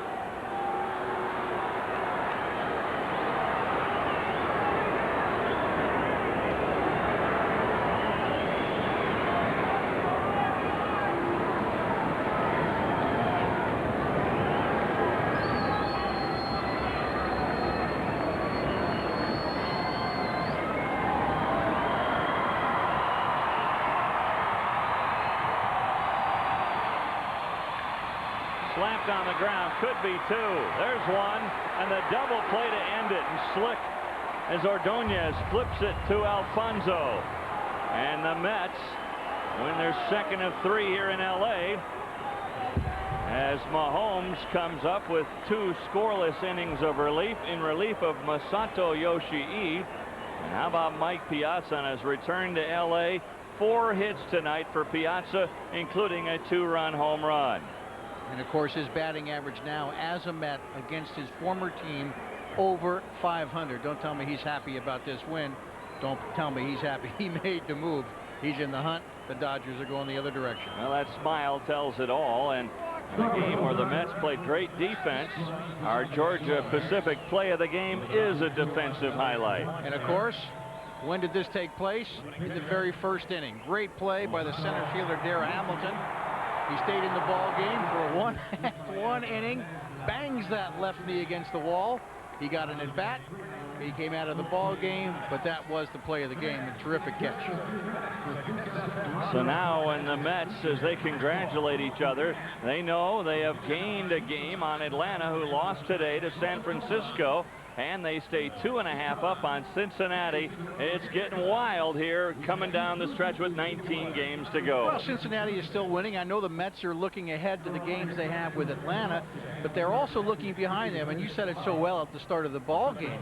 You know, they're doing the old 1 step forward, the 2 steps back. They're kind of stuck between a rock and a hard place right now. What the Mets have to do, keep on being positive, keep on playing good baseball, and they think that they have the record, and they think they're better than Cincinnati. And who knows? They got that 3-3 home-and-home series with Atlanta. If they go in there and beat Atlanta, they could find themselves winning this division. And that's what's great about the baseball wild card. A lot of things are happening right now. A lot of teams are still involved. It's a game of musical chairs, really, between Houston, Cincinnati, Atlanta, and New York. And when the music stops, one of those teams is going to be sitting. Yeah, one of those teams is going to be out there. It's like playing the old spoons game where you're going around and you sit down and there's no chair to sit in and you're out of the dance.